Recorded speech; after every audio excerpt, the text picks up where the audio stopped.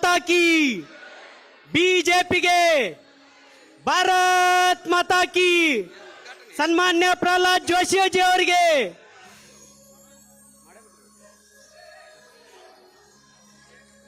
ದೀಪ ಪ್ರಜ್ವಲನೆಯ ಮೂಲಕ ಕಾರ್ಯಕ್ರಮ ವಿದ್ಯುಕ್ತವಾಗಿ ಉದ್ಘಾಟನೆಗೊಳ್ತಾ ಇದೆ. ಇದರ ನಂತರ ತಾಯಿ ಭಾರತೀಯ ಭಾವಚಿತ್ರಕ್ಕೆ, ಮಹರ್ಷಿ ಆದಿಕವಿ ವಾಲ್ಮೀಕಿ ಅವರ ಭಾವಚಿತ್ರಕ್ಕೆ, ಸಂವಿಧಾನ ಶಿಲ್ಪಿ ಡಾಕ್ಟರ್ ಬಾಬಾ ಸಾಹೇಬ್ ಅಂಬೇಡ್ಕರ್ ಅವರ ಭಾವಚಿತ್ರಕ್ಕೆ, ಶ್ಯಾಮ ಪ್ರಸಾದ್ ಮುಖರ್ಜಿ ಅವರ ಭಾವಚಿತ್ರಕ್ಕೆ, ಪಂಡಿತ್ ದೀನ್ ದಯಾಳ್ ಉಪಾಧ್ಯಾಯ ಅವರ ಭಾವಚಿತ್ರಕ್ಕೆ ಪುಷ್ಪಾರ್ಚನೆಯನ್ನ ಸಲ್ಲಿಸುವ ಮೂಲಕ ಈ ಕಾರ್ಯಕ್ರಮವನ್ನು ಉದ್ಯುಕ್ತವಾಗಿ ಉದ್ಘಾಟನೆ ಮಾಡಬೇಕು ಅಂತ ಹೇಳಿ ಎಲ್ಲ ಹಿರಿಯರಲ್ಲಿ ವಿನಂತಿಯನ್ನ ಮಾಡ್ತೀನಿ.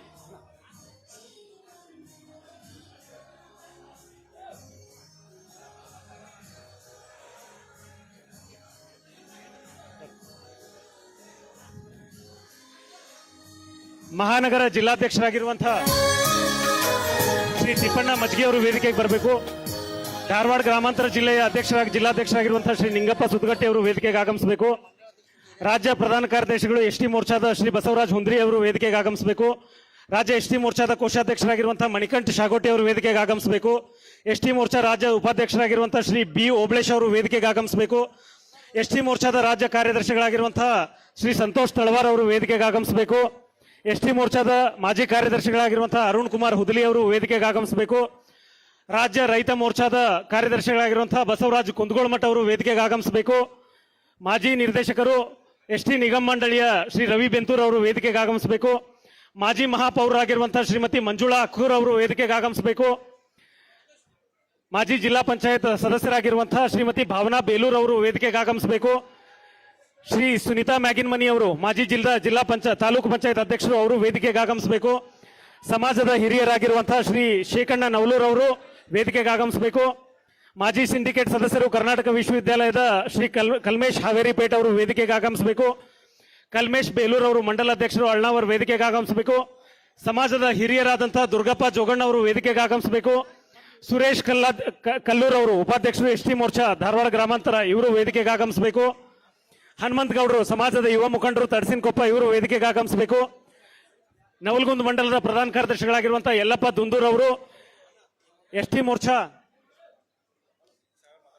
ಈಗ ಕಾರ್ಯಕ್ರಮವನ್ನು ಉದ್ದೇಶಿಸಿ ಉದ್ಘಾಟನೆಯನ್ನ ನೆರವೇರಿಸಲಿರುವಂತಹ ಸನ್ಮಾನ್ಯ ಶ್ರೀ ಬಿ ಶ್ರೀರಾಮುಲು ಅವರು ಉದ್ಘಾಟನಾ ನುಡಿಗಳನ್ನು ಆಡಲಿದ್ದಾರೆ.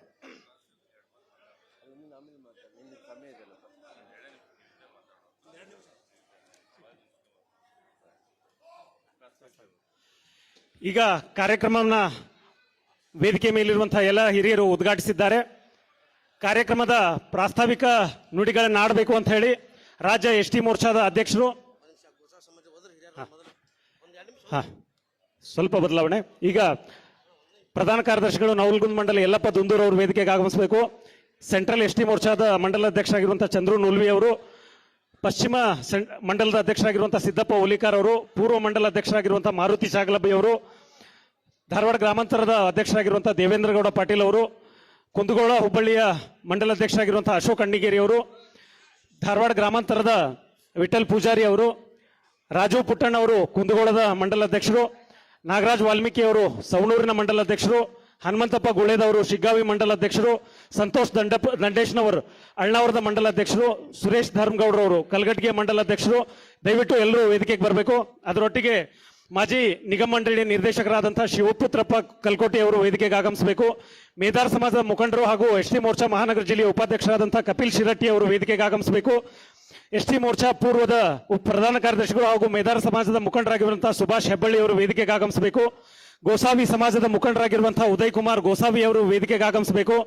ಮಾರುತಿ ಕಟ್ಟಿಮನಿ ಹರಿಣ ಶಿಕಾರಿ ಸಮಾಜದ ಮುಖಂಡರು ಹಾಗೂ ಹುಬ್ಬಳ್ಳಿ ಧಾರವಾಡ ಪೂರ್ವದ ಎಸ್ಟಿ ಮೋರ್ಚಾ ಉಪಾಧ್ಯಕ್ಷರು ಇವರು ಕೂಡ ವೇದಿಕೆಗೆ ಆಗಮಿಸಬೇಕು. ಶ್ರೀ ಅಶೋಕ್ ವಾಲ್ಮೀಕಿ ಅವರು ಪ್ರಧಾನ ಕಾರ್ಯದರ್ಶಿಗಳು ಹುಬ್ಬಳ್ಳಿ ಧಾರವಾಡ ಸೆಂಟ್ರಲ್ ಎಸ್ಟಿ ಮೋರ್ಚಾ ಹಾಗೂ ಅಖಿಲ ಕರ್ನಾಟಕ ವಾಲ್ಮೀಕಿ ಮಹಾಸಭಾ ಯುವ ಘಟಕದ ಧಾರವಾಡ ಜಿಲ್ಲಾಧ್ಯಕ್ಷರು ಅವರು ವೇದಿಕೆಗೆ ಆಗಮಿಸಬೇಕು. ಹನುಮಂತಪ್ಪ ಗುಳೇದವರು ಕೂಡ ವೇದಿಕೆಗೆ ಆಗಮಿಸಬೇಕು.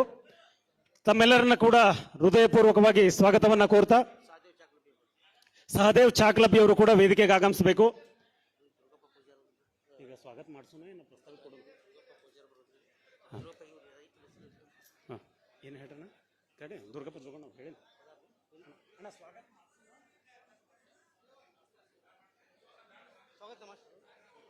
ಇವತ್ತಿನ ಕಾರ್ಯಕ್ರಮದ ಸ್ವಾಗತವನ್ನು ನೆರವೇರಿಸಬೇಕು ಅಂತ ಹೇಳಿ ಧಾರವಾಡ ಗ್ರಾಮಾಂತರ ಜಿಲ್ಲಾ ಎಸ್ ಟಿ ಮೋರ್ಚಾ ಅಧ್ಯಕ್ಷರಾಗಿರುವಂತಹ ಶ್ರೀ ಲಕ್ಷ್ಮಣಣ್ಣ ಮ್ಯಾಗಿನ್ಮನಿ ಅವರಲ್ಲಿ ವಿನಂತಿಯನ್ನು ಮಾಡ್ತೀನಿ.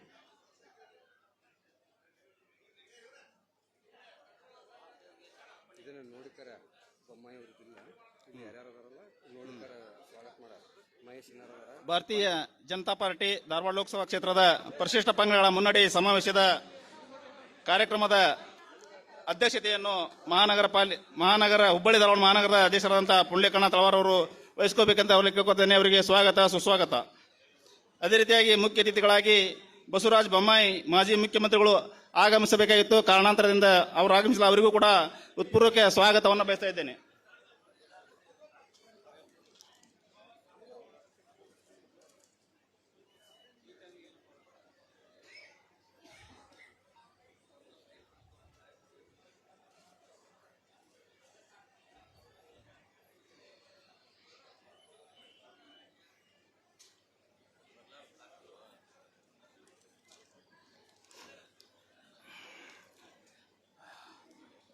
ಮುಖ್ಯ ಅತಿಥಿಗಳಾಗಿ ಆಗಮಿಸಿದಂಥ ನಮ್ಮ ಲೋಕಸಭಾ ಸದಸ್ಯರು ಹಾಗೂ ಲೋಕಸಭಾ ಕ್ಷೇತ್ರದ ಹುರಿಯಾಗಿರ್ತಕ್ಕಂಥ ಮಾನ್ಯ ಪ್ರಹ್ಲಾದ್ ಜೋಶಿ ಸಾಹೇಬರಿಗೆ ನಮ್ಮ ಸಮಾಜದ ಪರವಾಗಿ ಸುಸ್ವಾಗತವನ್ನು ಬಯಸ್ತಾ ಇದ್ದೇನೆ. ಅದೇ ರೀತಿಯಾಗಿ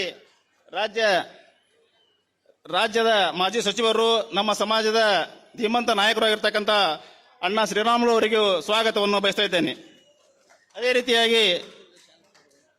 ರೀತಿಯಾಗಿ ಹನುಮಂತಣ್ಣ ಬಂಗಾರು ರಾಜ್ಯ ಎಸ್ ಟಿ ಮೋರ್ಚಾ ಅಧ್ಯಕ್ಷರು ಅವರಿಗೂ ಕೂಡ ನಮ್ಮ ಸಮಾಜದ ಪರವಾಗಿ ಎಸ್ ಟಿ ಮೋರ್ಚಾ ಪರವಾಗಿ ಸ್ವಾಗತವನ್ನು ಬಯಸ್ತಾ ಇದ್ದೇನೆ. ಅದೇ ರೀತಿಯಾಗಿ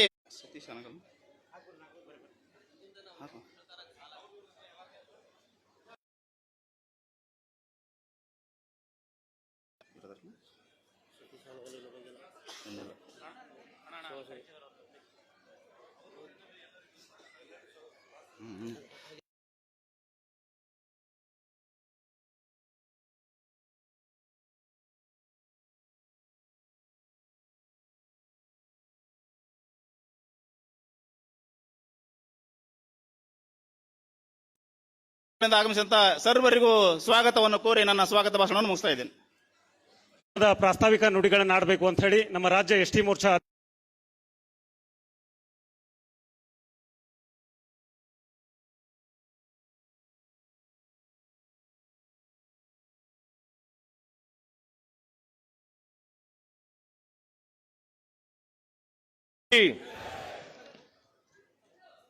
ಸೌಂಡ್ ಇಷ್ಟೇನಾ?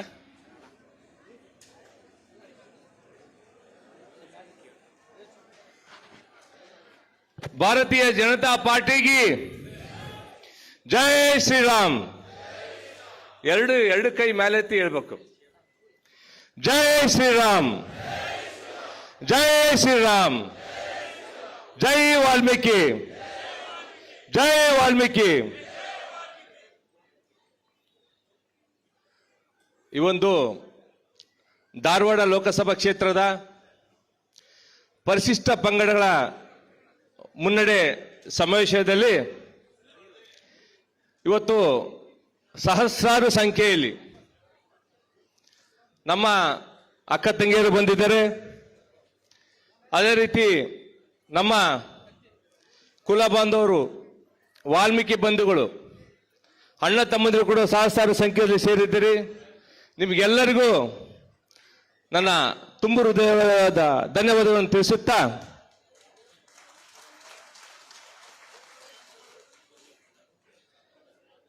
ಈ ಒಂದು ಕಾರ್ಯಕ್ರಮದ ಆಕರ್ಷಕ ಮತ್ತೆ ಕೇಂದ್ರ ಬಿದ್ದು ನಮ್ಮ ಪ್ರಹ್ಲಾದ್ ಜೋಶಿ ಅಣ್ಣನವರಿದ್ದಾರೆ. ಅದೇ ರೀತಿ ನಮ್ಮ ಸಮಾಜದ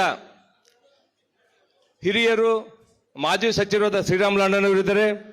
ಅದೇ ರೀತಿ ನಮ್ಮ ಈ ಭಾಗದ ಶಾಸಕರಾದ ಮಹೇಶ್ ತೆಂಗಿನಕಾಯಿ ಅಣ್ಣನವರಿದ್ದಾರೆ ಮತ್ತು ನಮ್ಮ ಜಿಲ್ಲಾಧ್ಯಕ್ಷರಾದ ಪುಂಡಲಿಕ್ ತಳವಾರ್ ಅಣ್ಣನವರು ಮತ್ತು ಲಕ್ಷ್ಮಣನವರು ಹಾಗೂ ವೇದಿಕೆ ಮೇಲೆ ಅನೇಕ ಹಿರಿಯ ಮುಖಂಡರಿದ್ದಾರೆ. ಎಲ್ಲರಿಗೂ ನನ್ನ ನಮಸ್ಕಾರಗಳನ್ನು ತಿಳಿಸುತ್ತಾ ನಿಮಗೆಲ್ಲ ಗೊತ್ತಿರುವ ಹಾಗೆ ಈ ಒಂದು ಪರಿಶಿಷ್ಟ ಪಂಗಡಗಳ ಮುನ್ನಡೆ ಸಮಾವೇಶ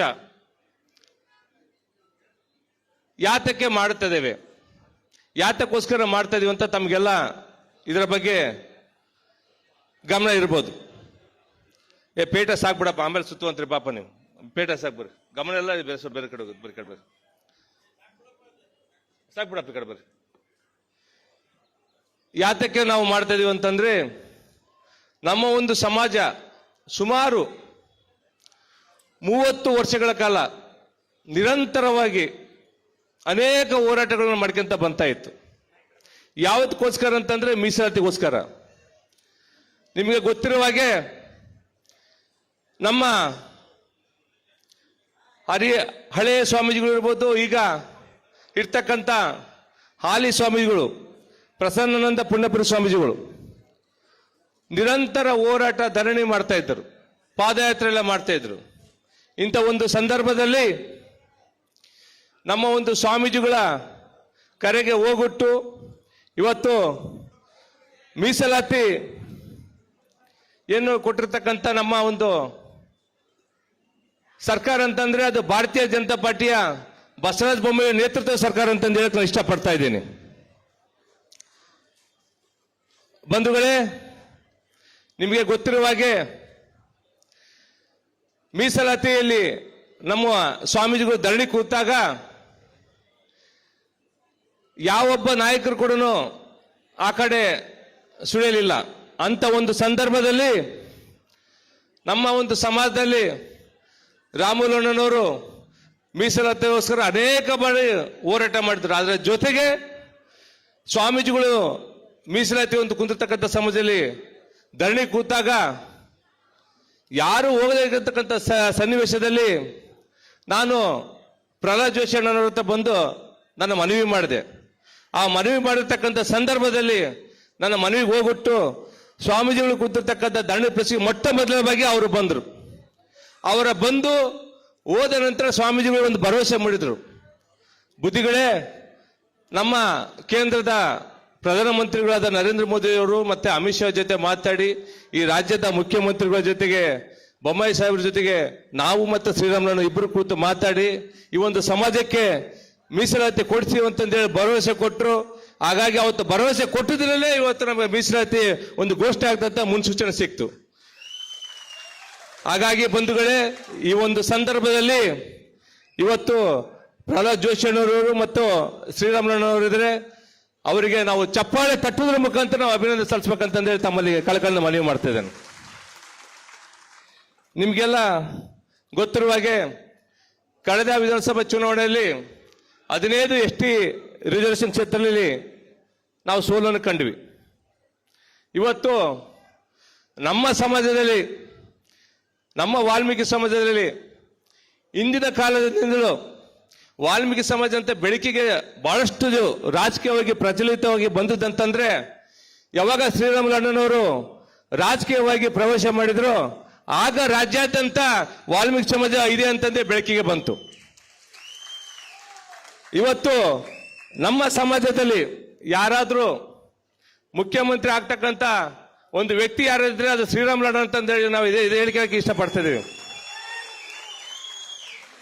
ಅದೇ ರೀತಿ ನಮ್ಮ ಒಂದು ಜನಾಂಗ ಮೊದಲಿನಿಂದಲೂ ಭಾರತೀಯ ಜನತಾ ಪಾರ್ಟಿ ನಮ್ಮ ಸಮಾಜದ ಏಳಿಗೆಗೋಸ್ಕರ ಶ್ರಮಿಸುತ್ತಾ ಬಂದಿದೆ. ಕಾರಣ ಬಂಧುಗಳೇ, ಇವತ್ತು ನಿಮಗೆಲ್ಲ ಗೊತ್ತಿರುವ ಹಾಗೆ ವಾಲ್ಮೀಕಿ ಜಯಂತಿ ಘೋಷಣೆ ಮಾಡಿದ್ದು ಕೂಡ ನಮ್ಮ ಯಡಿಯೂರಪ್ಪ ಸಾಹೇಬರು, ವಾಲ್ಮೀಕಿ ಭವನ ಕೂಡ ನಿರ್ಮಾಣ ಮಾಡಿದ್ದು ನಮ್ಮ ಯಡಿಯೂರಪ್ಪ ಸಾಹೇಬರು, ಮತ್ತು ನಮ್ಮ ಸಮಾಜದಲ್ಲಿ 4 ಜನ ಮಂತ್ರಿಗಳು ಮಾಡಿದ್ದು ಕೂಡ ನಮ್ಮ ಒಂದು ಯಡಿಯೂರಪ್ಪ ಸಾಹೇಬರು, ನಮಗೆ ಮೀಸಲಾತಿ ಕೊಟ್ಟದ್ದು ಕೂಡ ನಮ್ಮ ಬಸವರಾಜ ಬೊಮ್ಮಾಯಿ ಅವರು. ಹಾಗಾಗಿ ಮುಂಬರ್ತಕ್ಕಂಥ ದಿನಗಳಲ್ಲಿ ಬಸವರಾಜ ಬೊಮ್ಮಾಯಿ ಅವರೇನು ಮೀಸಲಾತಿ ಕೊಟ್ಟರಲ್ಲ ಆ ಒಂದು ಸಂದರ್ಭದಲ್ಲಿ ಜೊತೆಗೆ ಮುಂದಿನ ದಿನಗಳಲ್ಲಿ ನಾವು ಯಾವಾಗಲೂ ನಮ್ಮ ಒಂದು ಭಾರತೀಯ ಜನತಾ ಪಾರ್ಟಿ ಜೊತೆ ನಾವು ಗುರುಸ್ಕೊಂಡು, ಏನೀಗ ಲೋಕಸಭಾ ಚುನಾವಣೆ ಕೇವಲ 23 ದಿನಗಳಿದೆ. ಈ 23 ದಿನಗಳಲ್ಲಿ ನಮ್ಮ ಸಮಾಜ ಎಲ್ಲ ನಾವು ಒಗ್ಗಟ್ಟಾಗಿ ಧಾರವಾಡ ಲೋಕಸಭಾ ಕ್ಷೇತ್ರದಂತ ಪ್ರತಿ ಹಳ್ಳಿಗೂ ಮನೆ ಮನೆಗೂ ನಾವು ನಮ್ಮ ಕೇಂದ್ರ ಸರ್ಕಾರದ ಯೋಜನೆಗಳು ಮತ್ತು ನಮ್ಮ ಪ್ರಹ್ಲಾದ್ ಜೋಶಿ ಅಣ್ಣನವರ ಮಾಡಿರ್ತಕ್ಕಂಥ ಕೆಲಸಗಳನ್ನು ನಾವು ತಲುಪಿಸಿ ಅವರಿಗೆ ಕನಿಷ್ಠ 2 ಅಂದ್ರೆ ಗನಿಷ್ಠ ಅಂದ್ರೂ ಕೂಡ ಒಂದು 2 ರಿಂದ 3 ಲಕ್ಷ ಅಂತರದಲ್ಲಿ ನಾವು ಗೆಲ್ಲಿಸಿಕೊಡ್ಬೇಕಂದಲ್ಲಿ ತಮ್ಮಲ್ಲಿ ಕಳಕಳಿಯಿಂದ ಕೈ ಮುಗಿದು ಕೇಳ್ಕೊಳ್ತಾ ಇದ್ದೀನಿ. ನಿಮಗೆಲ್ಲ ಗೊತ್ತಿರುವ ಹಾಗೆ ಈ ಭಾಗದ ಮಂತ್ರಿ ಯಾರು ಅಂತಂದ್ರೆ ಸಂತೋಷ್ ಲಾಡ್. ಸಂತೋಷ್ ಲಾಡ್ ಅಂದ್ರೆ ನಿಮಗೆ ಗೊತ್ತಿರ್ಬೋದು, ಮೂಲತಃ ಅವರು ಬಳ್ಳಾರಿ ಜಿಲ್ಲೆಯವರು. ಅವರು ಮೊದಲಿಗೆ JDS ಇಂದ MLA ಆಗಿ ಬಂದರು. JDS ಇಂದ MLA ಆಗಿ ಬಂದು ಕಾಂಗ್ರೆಸ್ಗೆ ಜಾಯ್ನ್ ಆದರು.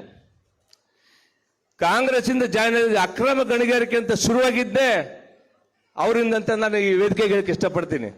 ಕಾರಣ ಏನಪ್ಪಾ ಅಂತಂದ್ರೆ ಅವರ ಹಳೆಯ ದಾಖಲೆಗಳು ಹೇಳ್ತಾ ಇದ್ದೀನಿ.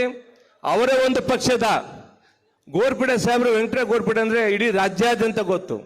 ಅವರೇ ಬಹಿರಂಗವಾಗಿ ಹೇಳಿಕೆ ಕೊಟ್ಟರು.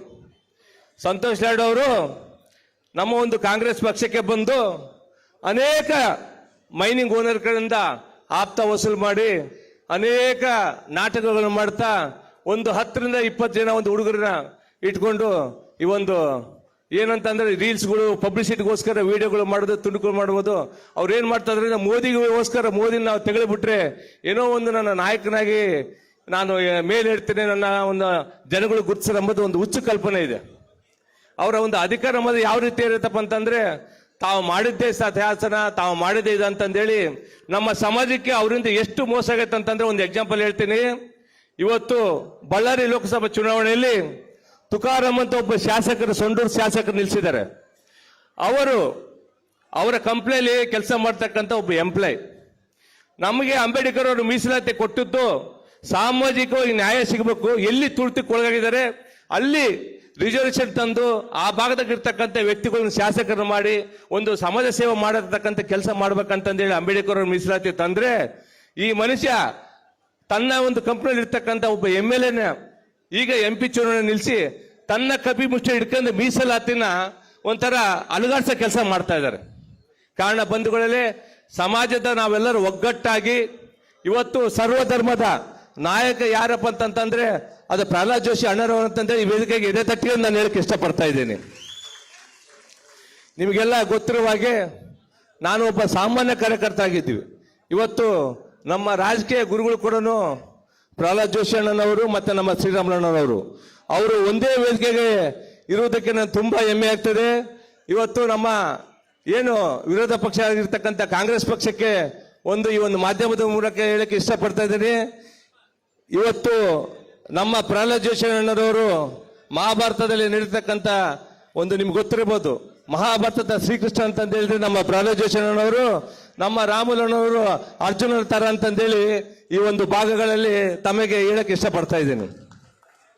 ಹಾಗಾಗಿ ಬಂಧುಗಳೇ, ನಮ್ಮ ದೇಶದ ಹೆಮ್ಮೆಯ ಪ್ರಧಾನಮಂತ್ರಿಗಳಾದ ನರೇಂದ್ರ ಮೋದಿ ಅವರಿಗೋಸ್ಕರ ನಾವೆಲ್ಲರೂ ನಾವು ಒಗ್ಗಟ್ಟಿಂದ ಕೆಲಸ ಮಾಡಿ ಇವತ್ತು ಈ ಭಾಗದ ಏನು ಪ್ರಹ್ಲಾದ್ ಜೋಶಿ ಅಣ್ಣನವರ ಅತ್ಯಧಿಕ ಮತಗಳನ್ನು ಗೆಲ್ಲಿಸಿ ಈ ಒಂದು ನಮ್ಮ ನರೇಂದ್ರ ಮೋದಿ ಅವರ ಕೈ ಬಲಪಡಿಸೋಣ ಅಂತ ಹೇಳ್ತಾ ನಾನು 2 ಮಾತುಗಳನ್ನು ಮುಗಿಸ್ತಾ ಇದ್ದೀನಿ. ಜೈ ಕರ್ನಾಟಕ ಮಾತೆ. ಶ್ರೀ ನರೇಂದ್ರ ಮೋದಿ ಅವರಿಗೆ ಭಾರತ್ ಮಾತಾ ಕಿ ಜೈ ವಾಲ್ಮೀಕಿ. ಪ್ರಾಸ್ತಾವಿಕ ನುಡಿಗಳನ್ನಾಡಿ ಕೇಂದ್ರ ಸರ್ಕಾರ ಹಾಗೂ ರಾಜ್ಯ ಸರ್ಕಾರದ ಅನೇಕ ಯೋಜನೆಗಳನ್ನು ನಮ್ಮ ಮುಂದೆ ತೆರೆದಿಟ್ಟಂತಹ ರಾಜ್ಯಾಧ್ಯಕ್ಷರಿಗೆ ಧನ್ಯವಾದಗಳನ್ನ ಸಲ್ಲಿಸ್ತಾ, ಈಗ ನಮ್ಮ ಸಮಾಜಕ್ಕೆ ಕಿರೀಟಪ್ರಾಯವಾಗಿರುವಂತಹ ಹಾಗೂ ಮಾಜಿ ಸಚಿವರು, ನಮ್ಮ ಹೆಮ್ಮೆಯ ಮಾಜಿ ಸಚಿವ ಆಗಿರುವಂತಹ ಸನ್ಮಾನ್ಯ ಶ್ರೀ ಬಿ ಶ್ರೀರಾಮುಲು ಅವರು ಈ ವೇದಿಕೆಯನ್ನು ಉದ್ದೇಶಿಸಿ ಮಾತನಾಡಲಿದ್ದಾರೆ.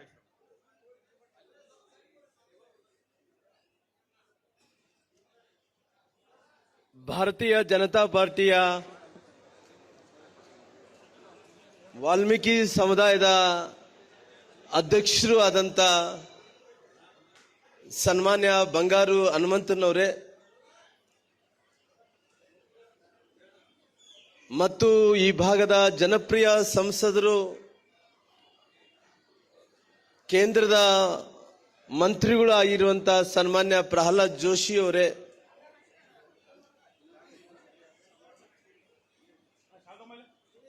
ಹಿರಿಯರು ಶಾಸಕರಾದಂತ ಬೆಲ್ಲದ್ ಸಾಹೇಬ್ರವರೇ ಮತ್ತು ಶಾಸಕರಾದಂತ ಸನ್ಮಾನ್ಯ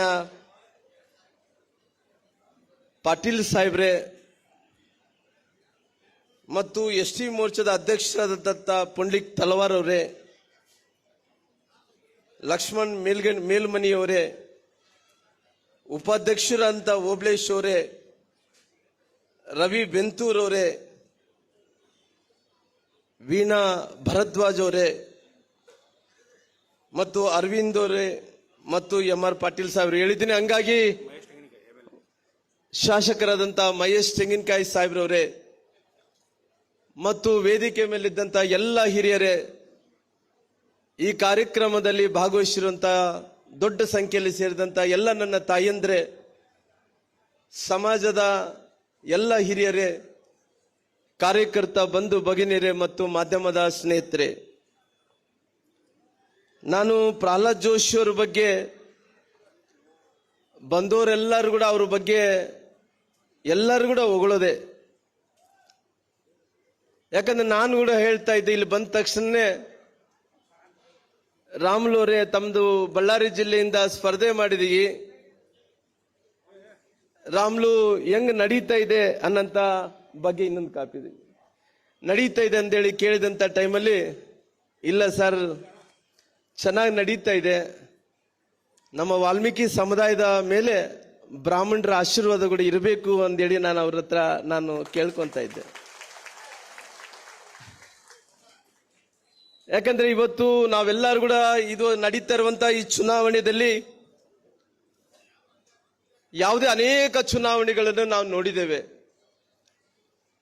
ಆದ್ರೆ ನಮ್ಮೆಲ್ಲರೂ ಕೂಡ ಇವತ್ತು ನಡೀತಾ ಇರುವಂತದ್ದು 140 ಕೋಟಿಯ ಜನಸಂಖ್ಯೆ ಇರುವಂತಹ ಭಾರತದಲ್ಲಿ ಇವತ್ತು ದೇಶದ ಭದ್ರತೆ ಸಲುವಾಗಿ, ದೇಶದ ಆರ್ಥಿಕ ಸಲುವಾಗಿ, ದೇಶದ ರಕ್ಷಣಾ ವ್ಯವಸ್ಥೆ ಸಲುವಾಗಿ, ದೇಶದ ಸಲುವಾಗಿ ಇವತ್ತು ಚುನಾವಣೆಗಳು ನಡೀತಾ ಇದ್ದಾವ.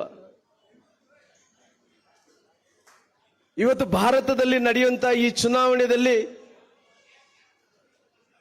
ಇಡೀ ದೇಶದಲ್ಲಿದ್ದಂತ ಜನರು ಭಾರತ ಗೆಲ್ಲಬೇಕು, ನರೇಂದ್ರ ಮೋದಿಜಿಯವರು ಗೆಲ್ಲಬೇಕು. ನರೇಂದ್ರ ಮೋದಿಜಿಯವರು ಗೆಲ್ಲೋ ಜೊತೆಲಿ ಭಾರತೀಯ ಜನತಾ ಪಾರ್ಟಿ ಕೂಡ ಗೆಲ್ಲಬೇಕು.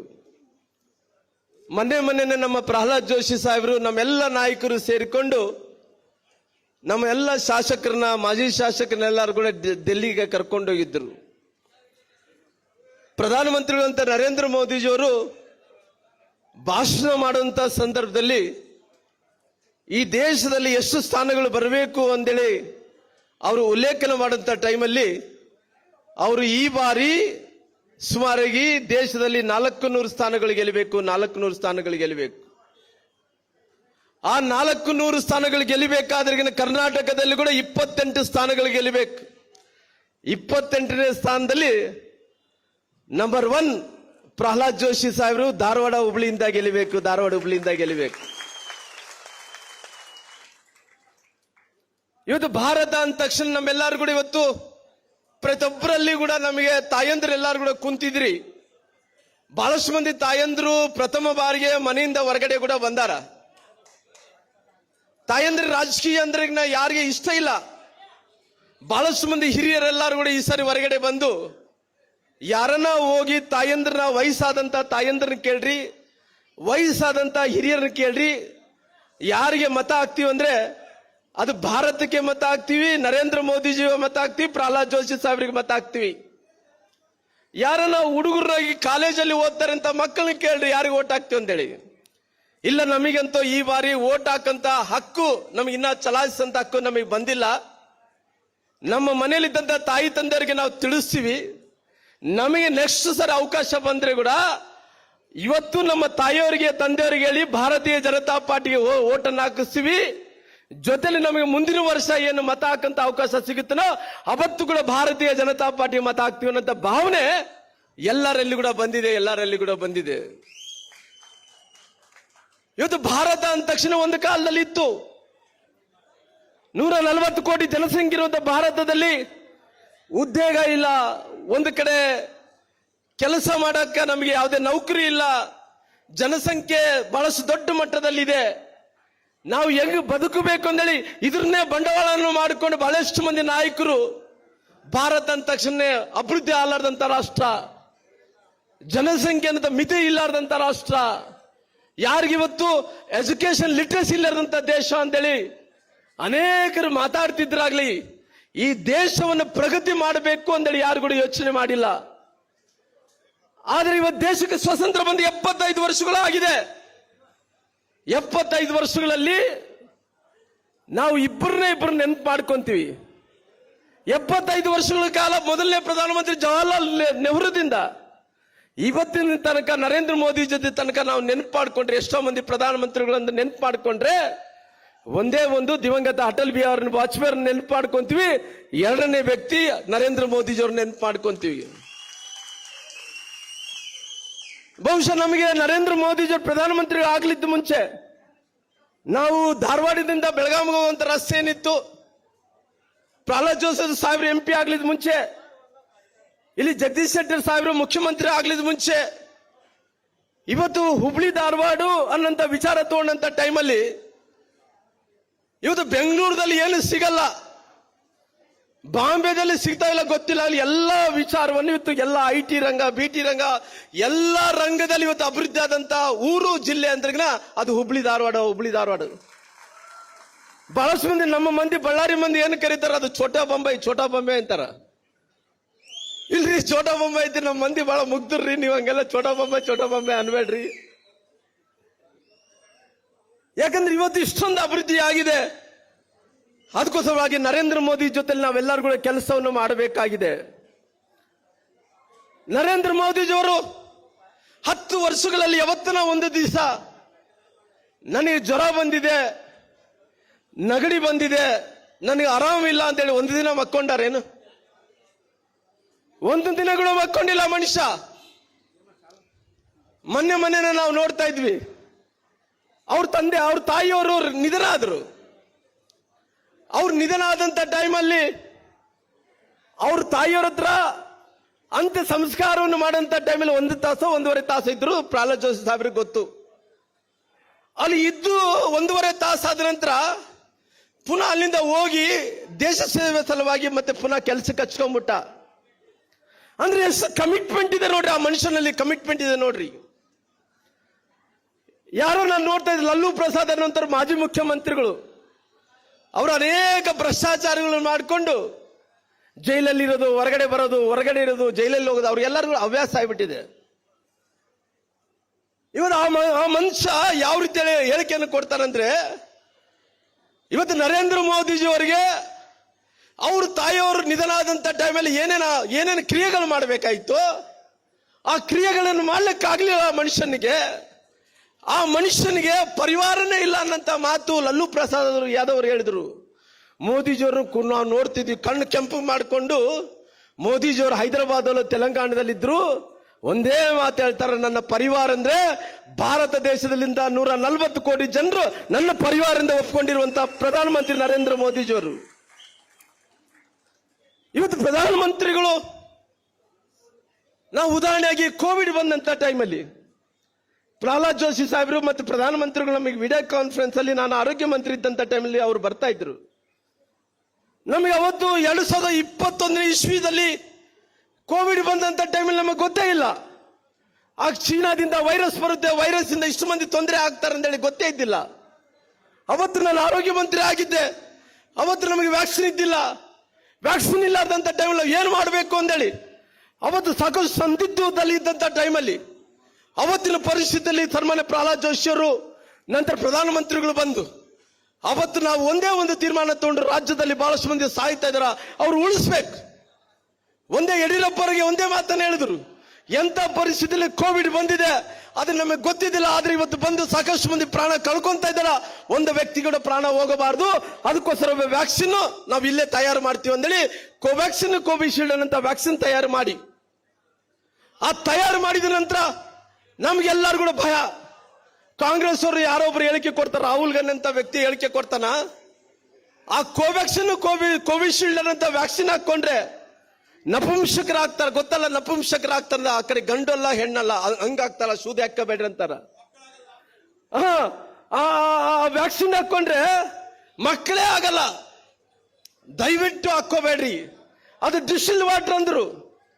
ನರೇಂದ್ರ ಮೋದಿಜಿ ಸಾಹೇಬ್ರಿಗೆ ಇನ್ನೊಂದು ಹೇಳಿದ್ರು. ಅವ್ರು ಏನಂತ ಹೇಳಿದ್ರು, ರಾಹುಲ್ ಗಾಂಧಿ ಅದು ಹಾಕೊಂಡ್ರೆ ಸತ್ತೋಗ್ತಾರಂತ ಹೇಳಿದ್ರು. ಅಂದ್ರೆ ನರೇಂದ್ರ ಮೋದಿ ಸಾಹೇಬ್ರು ಈ ದೇಶದಲ್ಲಿದ್ದಂತ ಜನರ ಪ್ರಾಣವನ್ನು ಉಳಿಸ್ಬೇಕು, ನಾನು ಇದು ನನ್ನ ಕರ್ತವ್ಯ ಅಂತ ತಿಳ್ಕೊಂಡು ಇವತ್ತು ಅವರೆಲ್ಲರೂ ಕೂಡ ಏನೇನೋ ಹೇಳಿಕೆಗಳನ್ನು ಕೊಡ್ತಾ ಇದ್ರು. ನರೇಂದ್ರ ಮೋದಿಜಿಯವರು ಒಂದೇ ಮಾತನ್ನು ಕೊಟ್ಟು, ಕೋವ್ಯಾಕ್ಸಿನ್ ಕೋವಿಶೀಲ್ಡ್ ಅನ್ನಂತ ವ್ಯಾಕ್ಸಿನ್ ಅನ್ನು ನಾನು ತಯಾರು ಮಾಡಿದ್ದೀನಿ, ಅದು ಪ್ರಾಣ ಏನನ್ನು ಹೋಗಂಗಿದ್ರೆ ಆ ವ್ಯಾಕ್ಸಿನ್ 140 ಕೋಟಿ ಜನಸಂಖ್ಯೆಗೆ ಕೊಡಬೇಡ್ರಿ, ಮೊದಲನೇ ವ್ಯಾಕ್ಸಿನ್ ಭಾರತದಲ್ಲಿದ್ದಂತ ಜನರಿಗೆ ಕೊಡಕ್ಕಿಂತ ಮುಂಚೆ ಆ ವ್ಯಾಕ್ಸಿನ್ ನನಗೆ ಕೊಡ್ರಿ ಅಂತೇಳಿ ಪ್ರಧಾನಮಂತ್ರಿಗಳು ವ್ಯಾಕ್ಸಿನ್ ಮೊದಲನೇ ವ್ಯಕ್ತಿ ತಗೊಂತಾನ, ಮೊದಲನೇ ವ್ಯಕ್ತಿ. ಅವತ್ತು ಕಾಂಗ್ರೆಸ್ ನಾಯಕರಿಗೆ ಪ್ರಧಾನಮಂತ್ರಿಗಳು ತಗೊಂಡ ನಂತರ ಡಬ ಡಬ ಡಬ ಡಬ ಡಬ ಡಬ ಪ್ರಾರಂಭ ಆಯ್ತು. ಮತ್ತೆ ಏನಾಯ್ತು, ಎಲ್ಲರಿಗೂ ಜನರೆಲ್ಲರಿಗೂ ತಗೊಂಡಂತ ಟೈಮಲ್ಲಿ ಅವರೆಲ್ಲರೂ ಕೂಡ ರಾತ್ರಿ ಹೊತ್ತು ಹೋಗಿ ಮತ್ತೆ ಲೈನಲ್ಲಿ ನಿಂತು ವ್ಯಾಕ್ಸಿನ್ ಅನ್ನು ತಗೊಂಡಂತ ಕೆಲಸ ಮಾಡಿದ್ರು.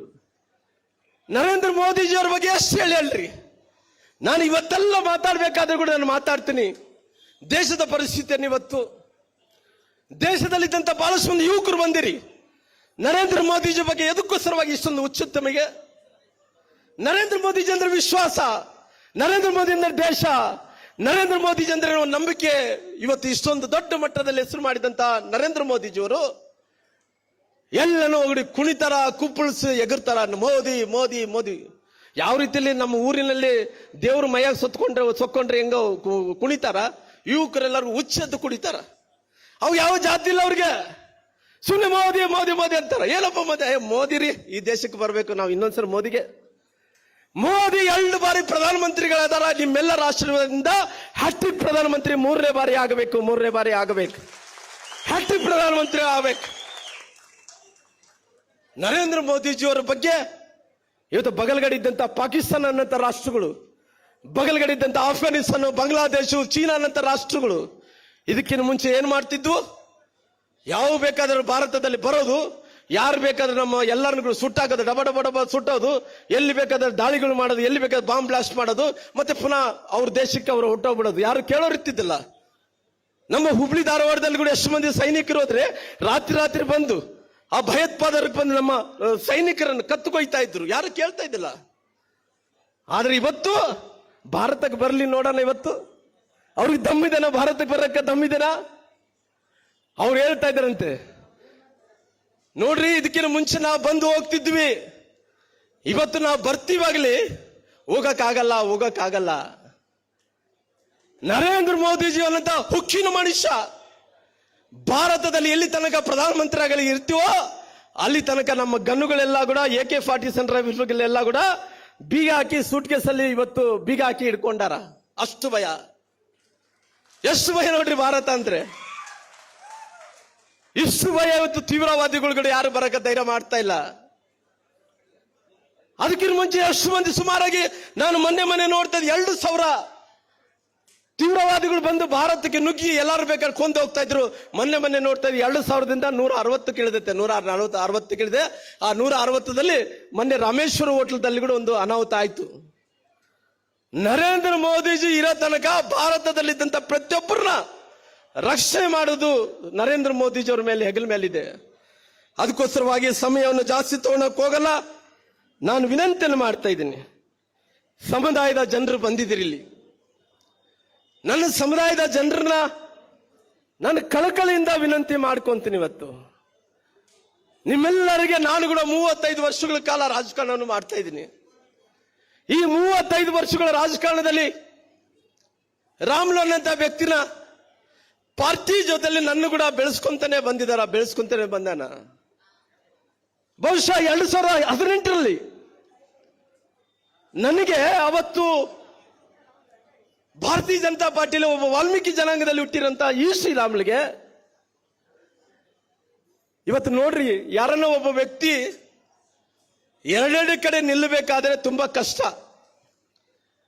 ಸನ್ಮಾನ್ಯ ಪ್ರಹ್ಲಾದ್ ಜೋಶಿ ಅವರು, ಜಗದೀಶ್ ಶೆಟ್ಟರ್ ಅವರು ಸೇರಿ, ಯಡಿಯೂರಪ್ಪರು ಸೇರಿ ಎಲ್ಲರೂ ಕೂಡ ಇವತ್ತು ವಾಲ್ಮೀಕಿ ಜನಾಂಗದ ಶ್ರೀರಾಮುಲು ಅವರಿಗೆ 2 ಕಡೆ ಅವಕಾಶವನ್ನು ಮಾಡಿಕೊಡ್ತಾರ. ಯಾರು ನಿಲ್ತಾರೆ 2 ಕಡೆ? ಸೋನಿಯಾ ಗಾಂಧಿನೋ ಮೋದಿಜಿ ಅವರು ನಿಲ್ತಾ ಇದ್ರು. 2 ಕಡೆ ನಿಲ್ಲಂತ ಅವಕಾಶ ಯಾರಿಗೆ ಸಿಕ್ಕಿಲ್ಲ. ಆದ್ರೆ ರಾಮುಲು ಅವರಿಗೆ, ಒಬ್ಬ ವಾಲ್ಮೀಕಿ ಜನಾಂಗದಲ್ಲಿ ಇಟ್ಟಿದ್ದಂತ ವ್ಯಕ್ತಿಗೆ ಬಾದಾಮಿಯಲ್ಲಿ ಅವಕಾಶ ಮಾಡಿಕೊಡ್ತಾರ, ಮೊಣಕಾಲ್ಮೂರದಲ್ಲಿ ಕೂಡ ಅವಕಾಶ ಮಾಡಿಕೊಡ್ತಾರ. ನನ್ನ ಸಮುದಾಯದ ಜನರು ಇವತ್ತು ಪಾರ್ಟಿ ವಿಚಾರ ತಗೊಂಡಂತ ಟೈಮಲ್ಲಿ ನನ್ನ ಸಮುದಾಯದಲ್ಲಿದ್ದಂತ ನನ್ನ ಅಣ್ಣ ತಮ್ಮಂದಿರೆಲ್ಲರೂ ಕೂಡ ನಾನು ವಿನಂತಿಯನ್ನು ಮಾಡ್ಕೊಂತೀನಿ. ಯಾಕಂದ್ರೆ ಇವತ್ತು ಭಾರತೀಯ ಜನತಾ ಪಾರ್ಟಿ ಮೊನ್ನೆ ನಡೆದಂತಹ ಚುನಾವಣೆಯಲ್ಲಿ ಮೊನ್ನೆ 2023ರಲ್ಲಿ ತೆಂಗಿನಕಾಯಿ ಸಾಹೇಬರು, ನಮ್ಮ ಬೆಲ್ಲ ಸಾಹೇಬ್ರವರು, ಪಾಟೀಲ್ ಸಾಹೇಬ್ರವರು ಆಯ್ಕೆ ಆದಂತ ಟೈಮಲ್ಲಿ ನಾನು ಕೂಡ ಅವತ್ತು ಬಳ್ಳಾರಿ ಗ್ರಾಮಾಂತರ ಕ್ಷೇತ್ರದಿಂದ ನಿಂತಿದ್ದೆ. ನಿಂತಂತ ಟೈಮಲ್ಲಿ ನಾನು ಮತ್ತು ಪ್ರಹ್ಲಾದ್ ಜೋಶಿ ಸಾಹೇಬ್ರೆಲ್ಲರೂ ಕೂಡ ಕೋರ್ ಕಮಿಟಿದಲ್ಲಿ ಕುಂತಿರ್ತೀವಿ. ಜೋಶಿ ಸಾಹೇಬ್ರು ಮತ್ತು ನಮ್ಮ ಯಡಿಯೂರಪ್ಪ ಸಾಹೇಬ್ರು ಎಲ್ಲರೂ ಕೂಡ ಹೇಳಿದ್ರು, ಜಗದೀಶ್ ಶೆಟ್ಟರ್ ಎಲ್ಲರೂ ಕೂಡ, ಜಗದೀಶ್ ಶೆಟ್ಟರ್ ಇದ್ದಿಲ್ಲ ಅವತ್ತು, ಎಲ್ಲರೂ ಕೂಡ ಹೇಳಿದ್ರು ರಾಮುಲುರವರ ಎಂಥ ಪರಿಸ್ಥಿತಿಯಲ್ಲಿ ಕೂಡ ಬಳ್ಳಾರಿ ಗ್ರಾಮಾಂತರ ಕ್ಷೇತ್ರದಲ್ಲಿ ನಿಲ್ಲಬಾರದು. ಯಾಕಂದ್ರೆ ಈ ಸಮುದಾಯದಲ್ಲಿ ಒಂದು ಅಗ್ರಗಣ್ಯ ನಾಯಕನಾಗಿ ಈ ಸಮುದಾಯವನ್ನು ಇಡೀ ರಾಜ್ಯದಲ್ಲಿ ರೆಪ್ರೆಸೆಂಟ್ ಮಾಡ್ತಾ ಇದ್ದೀವಿ. ದಯವಿಟ್ಟು ನಮ್ಮ ಎಲ್ಲ ಇಂಟೆಲಿಜೆನ್ಸ್ ರಿಪೋರ್ಟ್ ಪ್ರಕಾರ ಅಲ್ಲಿ ಸರಿಯಿಲ್ಲ ಅಂತೇಳಿ ಹೇಳಿದ್ರೆ ಕೂಡ ನಾನು ಇಡೀ ರಾಜ್ಯದಲ್ಲಿ 35 ವರ್ಷಗಳ ಕಾಲ ಅಡ್ಡಾಡಿ ಸುಸ್ತಾಗ್ಬಿಟ್ಟು ನನಗೆ ವಯಸ್ಸಾಗ್ತಾ ಇದೆ, ದಯವಿಟ್ಟು ಮನೆ ತಿರ್ತಿರ್ತೀರಿ ಅಲ್ಲೇ ನಿಲ್ತೀನಿ ಅಂತೇಳಿ ನಿಂತ ನಂತರ ನಾನು ಸೋತೋಗ್ಬಿಟ್ಟೆ. ನೆನಪಿಡ್ಕೊಡ್ರಿ, ನಾನು ಸೋತೋಗ್ಬಿಟ್ಟೆ. ಮೊನ್ನೆ ನಡೆದಂತ ಚುನಾವಣೆಯಲ್ಲಿ ಸೋತೋಗ್ಬಿಟ್ಟೆ. ನನಗೆ ಸೋತೋದ ನಂತರ ಒಂದು ದಿನ ಕೂಡ ನಿದ್ದೆ ಮಾಡಿಲ್ಲ. ನಾನು ಸುಮಾರಾಗಿ 6 ಬಾರಿ MLA, 4 ಬಾರಿ ಮಂತ್ರಿ, 1 ಬಾರಿ MP. ಪಾರ್ಟಿ ಅನ್ನಂಥದ್ದು ಮೊನ್ನೆ ನಾನು ಈ ಲೋಕಸಭಾ ಚುನಾವಣೆಗಳಲ್ಲಿ ನಮ್ಮ ಜೋಶಿ ಸಾಹೇಬ್ರು ನಾವೆಲ್ಲರೂ ಕೂಡ ಕೋರ್ ಕಮಿಟಿಯಲ್ಲಿ ಕುಂತಿದ್ವಿ. ಆ ಕೋರ್ ಕಮಿಟಿಯಲ್ಲಿ ಇಡೀ ರಾಜ್ಯದಲ್ಲಿ ಚರ್ಚೆ ಆಗಂತ ಟೈಮಲ್ಲಿ ಬಳ್ಳಾರಿ ಪಾಳೆ ಬತ್ತು. ಎಸ್ ಟಿ ನೋಡಿ, ಬಳ್ಳಾರಿ ರಾಯಚೂರು, ಬಳ್ಳಾರಿ ST, ರಾಯಚೂರು ಬಳ್ಳಾರಿ. ಆ ಪಾಳೆ ಬಂದಂತ ಟೈಮಲ್ಲಿ ಜೋಶಿ ಸಾಹೇಬ್ರು ಹೇಳ್ತಾರ, ರೀ ಎಂತ ಪರಿಸ್ಥಿತಿಯಲ್ಲಿ ಕೂಡ ರಾಮ್ಲು ಈ ಸಮುದಾಯದ ನಾಯಕರಿ, ಅವನು ಕಳೆದ ಚುನಾವಣೆಯಲ್ಲಿ ಬೇರೆ ಬೇರೆ ಕಾರಣಗಳಿಂದ ಸೋತೋಗಿದ್ದಾನ. ಈ ಸಮುದಾಯದಲ್ಲಿದ್ದಂತ ರಾಮ್ಲು ರಾಜಕಾರಣದಲ್ಲಿ ಕಳೆದು ಹೋಗಬಾರ್ದು, ಅವನು ಉಳಿಬೇಕು. ಈ ಬಳ್ಳಾರಿ ಜಿಲ್ಲೆಯ, ವಿಜಯನಗರ ಜಿಲ್ಲೆಯ ಟಿಕೆಟ್ ರಾಮ್ಲು ಅವರಿಗೆ ಕೊಡಬೇಕೆಂದ್ರೆ ಒತ್ತಾಯ ಮಾಡಿದಂತ ವ್ಯಕ್ತಿ ಪ್ರಹ್ಲಾದ್ ಜೋಶಿ ಸಾಹೇಬ್ರು. ರಾಜಕಾರಣದಲ್ಲಿ ಅವನು ಕಳೆದು ಹೋಗಬಾರ್ದು. ಎಮೋಷನಲ್ ಇದ್ದಾನೆ, ಇಲ್ಲ ಅನ್ನಕ್ ಹೋಗಲ್ಲ, ಆದ್ರೆ ಇವತ್ತು ರಾಜಕಾರಣದಲ್ಲಿ ಅವನು ಕಳೆದು ಹೋಗಬಾರದು, ಅವನು ಇರಬೇಕು ಅಂದೇಳಿ ಪ್ರಹ್ಲಾದ್ ಜೋಶಿ ಸಾಹೇಬ್ರು ಎಲ್ಲರಿಗೂ ನಾನೇನು ಮಾತಾಡಿಲ್ಲ. ಬಳ್ಳಾರಿ ವಿಚಾರ ಬಂದಂತ ಟೈಮ್ ನಾನೇನು ಮಾತಾಡಕ್ ಹೋಗ್ಲಿಲ್ಲ. ರಾಜಕಾರಣದಲ್ಲಿ ಇವತ್ತು ರಾಜಕೀಯವಾಗಿ ಪುನರ್ಜನ್ಮವನ್ನು ಕೊಟ್ಟರು ಎಲ್ಲರೂ ಕೂಡ ಪಾರ್ಟಿ ಸೇರಿ. ಇವತ್ತು ರಾಜಕೀಯವಾಗಿ ಪುನರ್ಜನ್ಮ ಪಡ್ಕೋಬೇಕಾದ್ರಿನ ಇವತ್ತು ನನ್ನ ಸಮುದಾಯದ ಜನರು ಜೋಶಿ ಸಾಹೇಬ್ ಸರವಾಗಿ ತಾವೆಲ್ಲರೂ ಕೂಡ ನಿಲ್ಲಬೇಕಲ್ಲ. ನನ್ನ ಜೀವನದಲ್ಲಿ ಯಾವುದೇ ಸ್ವಾರ್ಥ ಇಲ್ಲಾರ್ದಂತೆ ರಾಜಕಾರಣ ಮಾಡ್ಕೊಂಡ್ ಬಂದಿನಿ. ಈ ಮೀಸಲಾತಿ ಬಗ್ಗೆ ಅನೇಕರು ಕೂಡ ಹೇಳಿದಾರ. ಅವತ್ತಿನ ಸಂದರ್ಭದಲ್ಲಿ ಜೋಶಿ ಸಾಹೇಬ್ರು ಏನ್ ಮಾಡಿದ್ರು, ಅನಂತಕುಮಾರ್ ಸಾಹೇಬ್ರು ಏನ್ ಮಾಡಿದ್ರು, ಯಡಿಯೂರಪ್ಪರು ಏನ್ ಮಾಡಿದ್ರು, ನನ್ನ ಸಮುದಾಯದ ಬಗ್ಗೆ ನನ್ನ ಬಗ್ಗೆ ಯೋಚನೆ ಮಾಡ್ತಾ ಇಲ್ಲ, ನಮ್ಮ ಹಿರಿಯರ ಬಗ್ಗೆ ಯೋಚನೆ ಮಾಡ್ತಾ ಇಲ್ಲ. ನಮ್ಮ ಯೋಚನೆ ಮುಂದಿನ ಪೀಳಿಗೆಯ ಭವಿಷ್ಯದ ಮಕ್ಕಳ ಬಗ್ಗೆ ಯೋಚನೆ ಮಾಡಿದೀವಿ.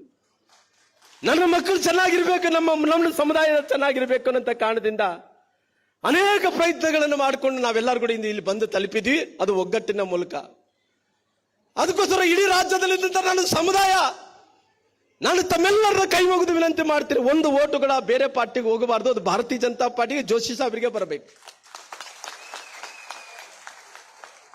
ನೀವು ಒಂದೊಂದಾಗಿ ಹೇಳ್ಕೊಂಡು ಹೋದ್ರೆ ಸಮಯ ಆಗುತ್ತೆ. ರಾಮುಲವರು ಇವತ್ತು ಪಾರ್ಟಿ, ಜೋಶಿ ಸಾಹೇಬರು ನಮ್ಮ ಸರ್ಕಾರ ಬಂದಂತ ಟೈಮಲ್ಲಿ ಅನೇಕ ಕಾರ್ಯಕ್ರಮಗಳನ್ನು ಕೊಟ್ಟಿದ್ವಿ. ಅದಕ್ಕೋಸ್ಕರವಾಗಿ ನಾನು ವಿನಂತಿ ಮಾಡ್ತೀನಿ, ಜೋಶಿ ಸಾಹೇಬರು ಏನ್ ಹೇಳ್ಬೇಕೋ ಗೊತ್ತಾಗಿಲ್ಲ. ಜೋಶಿ ಸಾಹೇಬರು ಇವತ್ತು ಇಷ್ಟೊಂದು ಡೆವಲಪ್ಮೆಂಟ್ ಮಾಡಿದ್ದಾರೆ. ಎಷ್ಟೊಂದು ಡೆವಲಪ್ಮೆಂಟ್ ಅಂದ್ರೆ ನಾವು ಎಲ್ಲಿಗೆ ಅಂತಾರಲ್ಲ, ಹಾಡು ಮುಟ್ಟಲಾರ್ದಂತ ಸೊಪ್ಪಿಲ್ಲ. ಪ್ರಹ್ಲಾದ್ ಜೋಶಿ ಸಾಹೇಬರು ಮಾಡಲಾರ್ದಂತ ಯೋಜನೆಗಳಿಲ್ಲ. ನೋಡ್ರಿ ಎಷ್ಟು ಕೆಲಸಗಳು, ಎಷ್ಟು ಸಮುದಾಯಗಳಿಗೆ ಅನುಕೂಲ ಮಾಡಿಕೊಟ್ಟಾರ. ನಾನು ವಿನಂತಿಯನ್ನು ಮಾಡ್ತೇನೆ, ಈ ಸಮುದಾಯದ ಅಣ್ಣ ತಮ್ಮಂದರು, ಅಕ್ಕ ತಂಗಿಯಂದರು, ಈ ಸಮುದಾಯದ ಎಲ್ಲ ವಿಷಯಗಳ ಬಗ್ಗೆ ನನಗೆ ಹೆಗಲಿಗೆ ಹಾಕಿ ನನ್ನ ಬಿಟ್ಕೊಡ್ರಿ, ಹೆಗಲಿಗೆ ಹಾಕಿ ನಾನು ಬಿಟ್ಕೊಡಿ. ಎಲ್ಲ ಕಷ್ಟಗಳನ್ನು ಪರಿಹಾರ ಮಾಡಿಕೊಡಂತ ಕೆಲಸ ನಾನು ಮಾಡ್ತೀನಿ. ತಾಯಿ, ನನ್ನ ಮಕ್ಕಳು ಎದ್ದು ಕುಣಿಬೇಕು. ಹೆಂಗ್ ಕುಣಿಬೇಕಂದ್ರೆ ನಮ್ಮ ರಾಮುಲು ಅಣ್ಣವರು, ಪ್ರಹ್ಲಾದ್ ಜೋಶಿ ಸಾಹೇಬರು, ಭಾರತೀಯ ಜನತಾ ಪಾರ್ಟಿ ಇತ್ತು. ನಮ್ಮ ಸಮುದಾಯಕ್ಕೆ ಮೊನ್ನೆ ನೋಡ್ತಾ ಇದ್ದೆ, ಜೋಶಿ ಸಾಹೇಬ್ರೆ ಮೊನ್ನೆ ನಮ್ಮ ರಾಜಕೀಯವಾಗಿ ಮೀಸಲಾತಿ ಸಿಕ್ಕಂತ ಟೈಮಲ್ಲಿ ಮೊನ್ನೆ ನನ್ನ ಮಕ್ಕಳು ಡಾಕ್ಟರ್ಗಳು ಇಂಜಿನಿಯರ್ಗಳು ಆಗ್ಬೇಕನ್ನಂತ ಆ ಮೀಸಲಾತಿ ವಿಚಾರದಲ್ಲಿ ನನ್ನ ಮಕ್ಕಳಿಗೆ 7% 17% ಡಾಕ್ಟರ್ಗಳು ಇಂಜಿನಿಯರ್ಗಳು ಸರ್ಕಾರಿ ನೌಕರಿಯಲ್ಲೇ ತಗೊಂಡ್ರು. ಪ್ರಮೋಷನ್ದಲ್ಲಿ 7% ಸಿಕ್ತು. ಇವತ್ತು ನನ್ನ ಜನಾಂಗದ ಮಕ್ಕಳು ಎಲ್ಲರೂ ಕೂಡ ಸಂತೋಷ ಆಗಿದಾರ. ಮುಂದಿನ ದಿನಗಳಲ್ಲಿ ನಿಮ್ಮೆಲ್ಲರ ಆಶೀರ್ವಾದದಿಂದ ನಾನು ಜೋಶಿ ಸಾಹೇಬರು ನರೇಂದ್ರ ಮೋದಿ ಜೊತೆಯಲ್ಲಿ ನಾವು ಕೂಡ ಇರ್ತೀವಿ. ನರೇಂದ್ರ ಮೋದಿ ಜೊತೆಯಲ್ಲಿ ಅವ್ರು ಆದ ನಂತರ ನಮ್ಮ ಊರಿನವರು, ನಮ್ಮ ಕರ್ನಾಟಕದವರು. ಮೋದಿಜಿಯವರು ಆದ ತಕ್ಷಣ ಹಿಂದಕ್ಕಿರೋದು ಯಾರು? ಜೋಶಿ ಸಾಹೇಬ್ರಲ್ಲ. ನಮ್ಮ ಕರ್ನಾಟಕಕ್ಕೆ ನಮ್ಮ ಸಮುದಾಯಗಳಿಗೆ ಏನೆಲ್ಲ ಆಗಬೇಕಾದ್ರಗಿನ ಸಾಹೇಬ್ರ ಮೂಲಕ ಮೋದಿ ಸಾಹೇಬ್ರಿಗೆ ಹೇಳ್ಬೋದು. ಅದಕ್ಕೋಸ್ಕರವಾಗಿ ನಾನು ವಿನಂತಿ ಮಾಡ್ಕೊಂತ ಇದ್ದೀನಿ, ಇವತ್ತೇ ಹೋಗ್ರಣ್ಣ ಎಲ್ಲ ವಿಚಾರಗಳನ್ನು ಇವತ್ತೇ ಮನೆ ಮನೆಗೆ ತಿಳಿಸಿ. ಒಂದು ಓಟು ಕೂಡ ಆ ಕಡೆ ಈ ಕಡೆ ಬಗಲ್ಗಡೆ ಆಗಬಾರ್ದು. ಮಾತಾಡ್ತಿರ್ತಾರೆ ರಾಜಕಾರಣಕ್ಕೆ ಅಂದ್ಮೇಲೆ ಯಾರೋ ಪತ್ರಕರ್ತರು ಕೇಳಿದ್ರು, ಶ್ರೀರಾಮ್ಲವರೇ ಶೆಡ್ಯೂಲ್ ಲೈನಲ್ಲಿ ಸೇರಿಸಬೇಕಾಗಿತ್ತು, ಕಾಂಗ್ರೆಸ್ ಅವರು ಹೇಳ್ತಾ ಇದ್ದಾರೆ ಅದೇನೋ ಮೀಸಲಾತಿ ಕೊಟ್ಟಿದ್ದೀರಂತೆ ಉಪಯೋಗ ಆಗಿಲ್ಲ ಅಂತಂದೇಳಿ ಹೇಳ್ತಾ ಇದ್ರು.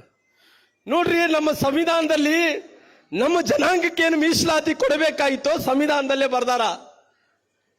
ನಮಗೆ ನಮ್ಮ ಮೀಸಲಾತಿಗೆ ಶೆಡ್ಯೂಲ್ ಲೈನ್ಗೆ ಅದೆಲ್ಲ ಕೂಡ ಯಾವುದೇ ಸಂಬಂಧ ಇಲ್ಲಾರ್ದಂತ ವಿಚಾರ. ಶೆಡ್ಯೂಲ್ ಲೈನ್ಗೆ ಹೋಗ್ಬೇಕಾದ್ರೆ ಅದು ಸುಮ್ಮನೆ ಅಂದ್ರೆ ಇಲ್ಲಿಂದ ಅಲ್ಲಿ ಟೇಬಲ್ ಫೈಲ್ ಪಾಸ್ ಆಗ್ಬೇಕಲ್ಲ ಅಷ್ಟೇ ಆಗಲಿ. ಯಾವುದೇ ಇವತ್ತು ಮೀಸಲಾತಿ ವಿಚಾರದಲ್ಲಿ ನಾವು 7% ಇದೀವಿ, 17% ಇದೀವಿ. ಶಿಕ್ಷಣದಲ್ಲಿ, ರಾಜಕೀಯವಾಗಿ, ಉದ್ಯೋಗದಲ್ಲಿ ಮೀಸಲಾತಿ ತಗೊಂತ ಇದ್ವಿ.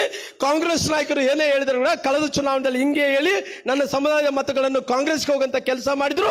ಈ ಸಾರಿ ಯಾರು ಕೂಡ ನಂಬಬಾರ್ದು. ನಾವು 7% ಮೀಸಲಾತಿಯಲ್ಲಿ ಇದೀವಿ. ಇವತ್ತು ಕೂಡ ಇಲ್ಲಿ ನಿಂತಿದ್ವಿ 7%ದಲ್ಲಿ. ಅದಕ್ಕೋಸ್ಕರವಾಗಿ ಯಾರು ಮಾತನ್ನು ಕೇಳಲಾರ್ದಂತೆ ನೀವೆಲ್ಲರೂ ಕೂಡ ಭಾರತೀಯ ಜನತಾ ಪಾರ್ಟಿಗೆ ಅವಕಾಶವನ್ನು ಮಾಡಿಕೊಡ್ಬೇಕು. ಜೋಶಿ ಸಾಹೇಬ್ರನ್ನ ನಾನು ನೋಡ್ತಿರ್ತೀನಿ, ಹತ್ತತ್ರ 2 ಲಕ್ಷಗಳು ಕಡಿಮೆ, ಒಂದು ಓಟು ಕೂಡ ಕಡಿಮೆ ಆಗಬಾರ್ದು ನೋಡಿ. 2 ಲಕ್ಷ ಮೆಜಾರಿಟಿ ಕೊಡ್ಬೇಕು, 2 ಲಕ್ಷ ಮೆಜಾರಿಟಿ.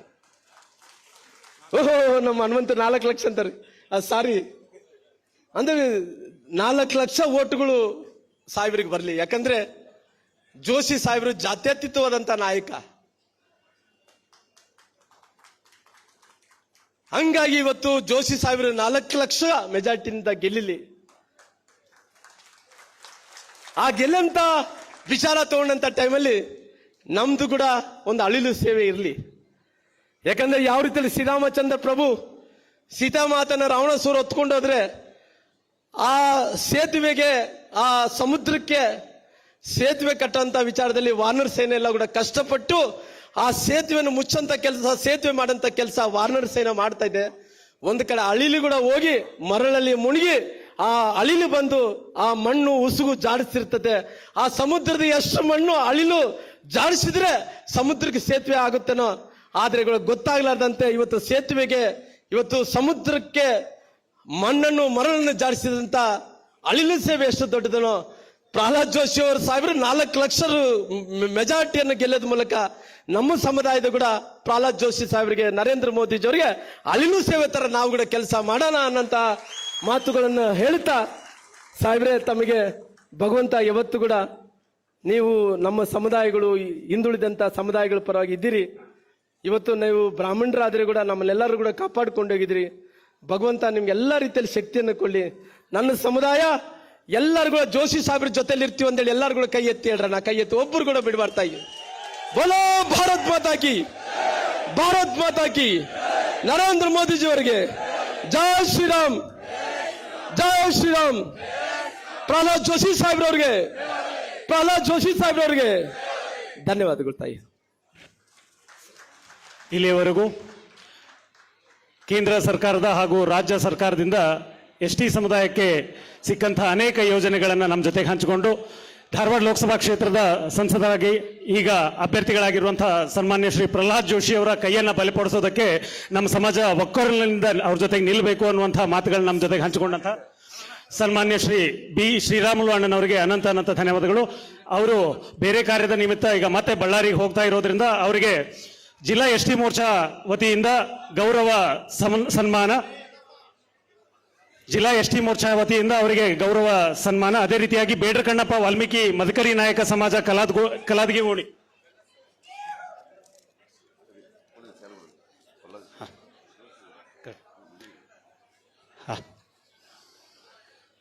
ಬೇಡರ ಕಣ್ಣಪ್ಪ ವಾಲ್ಮೀಕಿ ಮಧುಗಿರಿ ನಾಯಕ ಸಮಾಜದವರು ವೇದಿಕೆಗೆ ಬರಬೇಕು. ಅವರು ಕೂಡ ಸನ್ಮಾನವನ್ನು ನೆರವೇರಿಸಲಿದ್ದಾರೆ. ಅಣ್ಣಪ್ಪ ನವಲೂರ್ ಅವರು, ಮಂಜು ವಾಲಿಕರ್ ಅವರು ಬಂದು ಅದನ್ನು ನೆರವೇರಿಸಬೇಕು. ಅದೇ ರೀತಿಯಾಗಿ ಮಹರ್ಷಿ ವಾಲ್ಮೀಕಿ ಹಿತಾಭಿವೃದ್ಧಿ ಸಂಘ ಹಾಲ್ ಕುಸುಗಲ್ ನವಲ್ಗುಂದ್ ಅವರು ಕೂಡ ಬಂದು ಸನ್ಮಾನವನ್ನು ನೆರವೇರಿಸ್ತೀನಿ ಅಂತಿದ್ದಾರೆ. ಅವರು ಬೇಗನೆ ಬರಬೇಕು. ಮಹರ್ಷಿ ವಾಲ್ಮೀಕಿ ಸಂಘ ಶ್ರೀರಾಮನಗರ ಹತ್ತಿಕೊಳ್ಳ ಧಾರವಾಡ ಅವರು ಕೂಡ ಬೇಗನೆ ಬರಬೇಕು. ಈಗ ಒಂದು ಮಾತಿದೆ, ಹೋರಾಟ ಮಾಡು, ಹೋರಾಟ ಮಾಡಲು ಸಾಧ್ಯವಿಲ್ಲವೋ ಮಾತನಾಡು, ಮಾತನಾಡಲು ಸಾಧ್ಯವಿಲ್ಲವೋ ಬರೆಯಲು ಸಾಧ್ಯವಿಲ್ಲವೋ ಹೋರಾಟ ಮಾಡುವವರ, ಮಾತನಾಡುವವರ, ಬರೆಯುವವರ ಜೊತೆಗೂಡು. ಯಾಕೆಂದ್ರೆ ಅವರೆಲ್ಲ ನಿಮಗಾಗಿ ಮಾತನಾಡುತ್ತಿದ್ದಾರೆ, ನಿಮಗಾಗಿ ಬರೆಯುತ್ತಿದ್ದಾರೆ, ನಿಮಗಾಗಿ ಹೋರಾಟ ಮಾಡುತ್ತಿದ್ದಾರೆ ಅಂತ ಹೇಳಿ. ಅದೇ ರೀತಿಯಾಗಿ ಈ ವೇದಿಕೆ ಮೇಲಿರುವಂತಹ ಅನೇಕರು ನಮಗೆಲ್ಲರಿಗೋಸ್ಕರ ಮಾತನಾಡಿದ್ದಾರೆ, ಬರೆದಿದ್ದಾರೆ, ಹೋರಾಟ ಮಾಡಿದ್ದಾರೆ. ಅವರಲ್ಲಿ ಮತ್ತೊಬ್ಬ ಹಿರಿಯ ನಾಯಕರು, ನಮ್ಮ ಮಾರ್ಗದರ್ಶಕರಾದ ಪಶ್ಚಿಮ ಕ್ಷೇತ್ರದ ಶಾಸಕರಾಗಿರುವಂತಹ ಸನ್ಮಾನ್ಯ ಶ್ರೀ ಅರವಿಂದ್ ಬೆಲ್ಲದವರು ಈ ಕಾರ್ಯಕ್ರಮವನ್ನು ಉದ್ದೇಶಿಸಿ ಮಾತನಾಡಲಿದ್ದಾರೆ. बोलो भारत माता की, बोलो भारत माता की. ರಾಮ್ಲು ಅವ್ರಿಗೆ ಸನ್ಮಾನ ಮಾಡೋರು ಆಮೇಲೆ ಸನ್ಮಾನ ಮಾಡಬೇಕು. ಈಗ ಎಲ್ಲಾರು ಕುತ್ಕೋರಿ, ಅವ್ರೆಲ್ಲ ಹೊಂಟಿಲ್ಲ.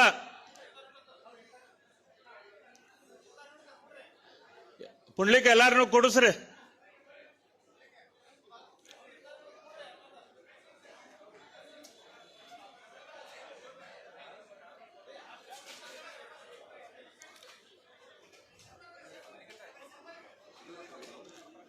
बोलो भारत माता की.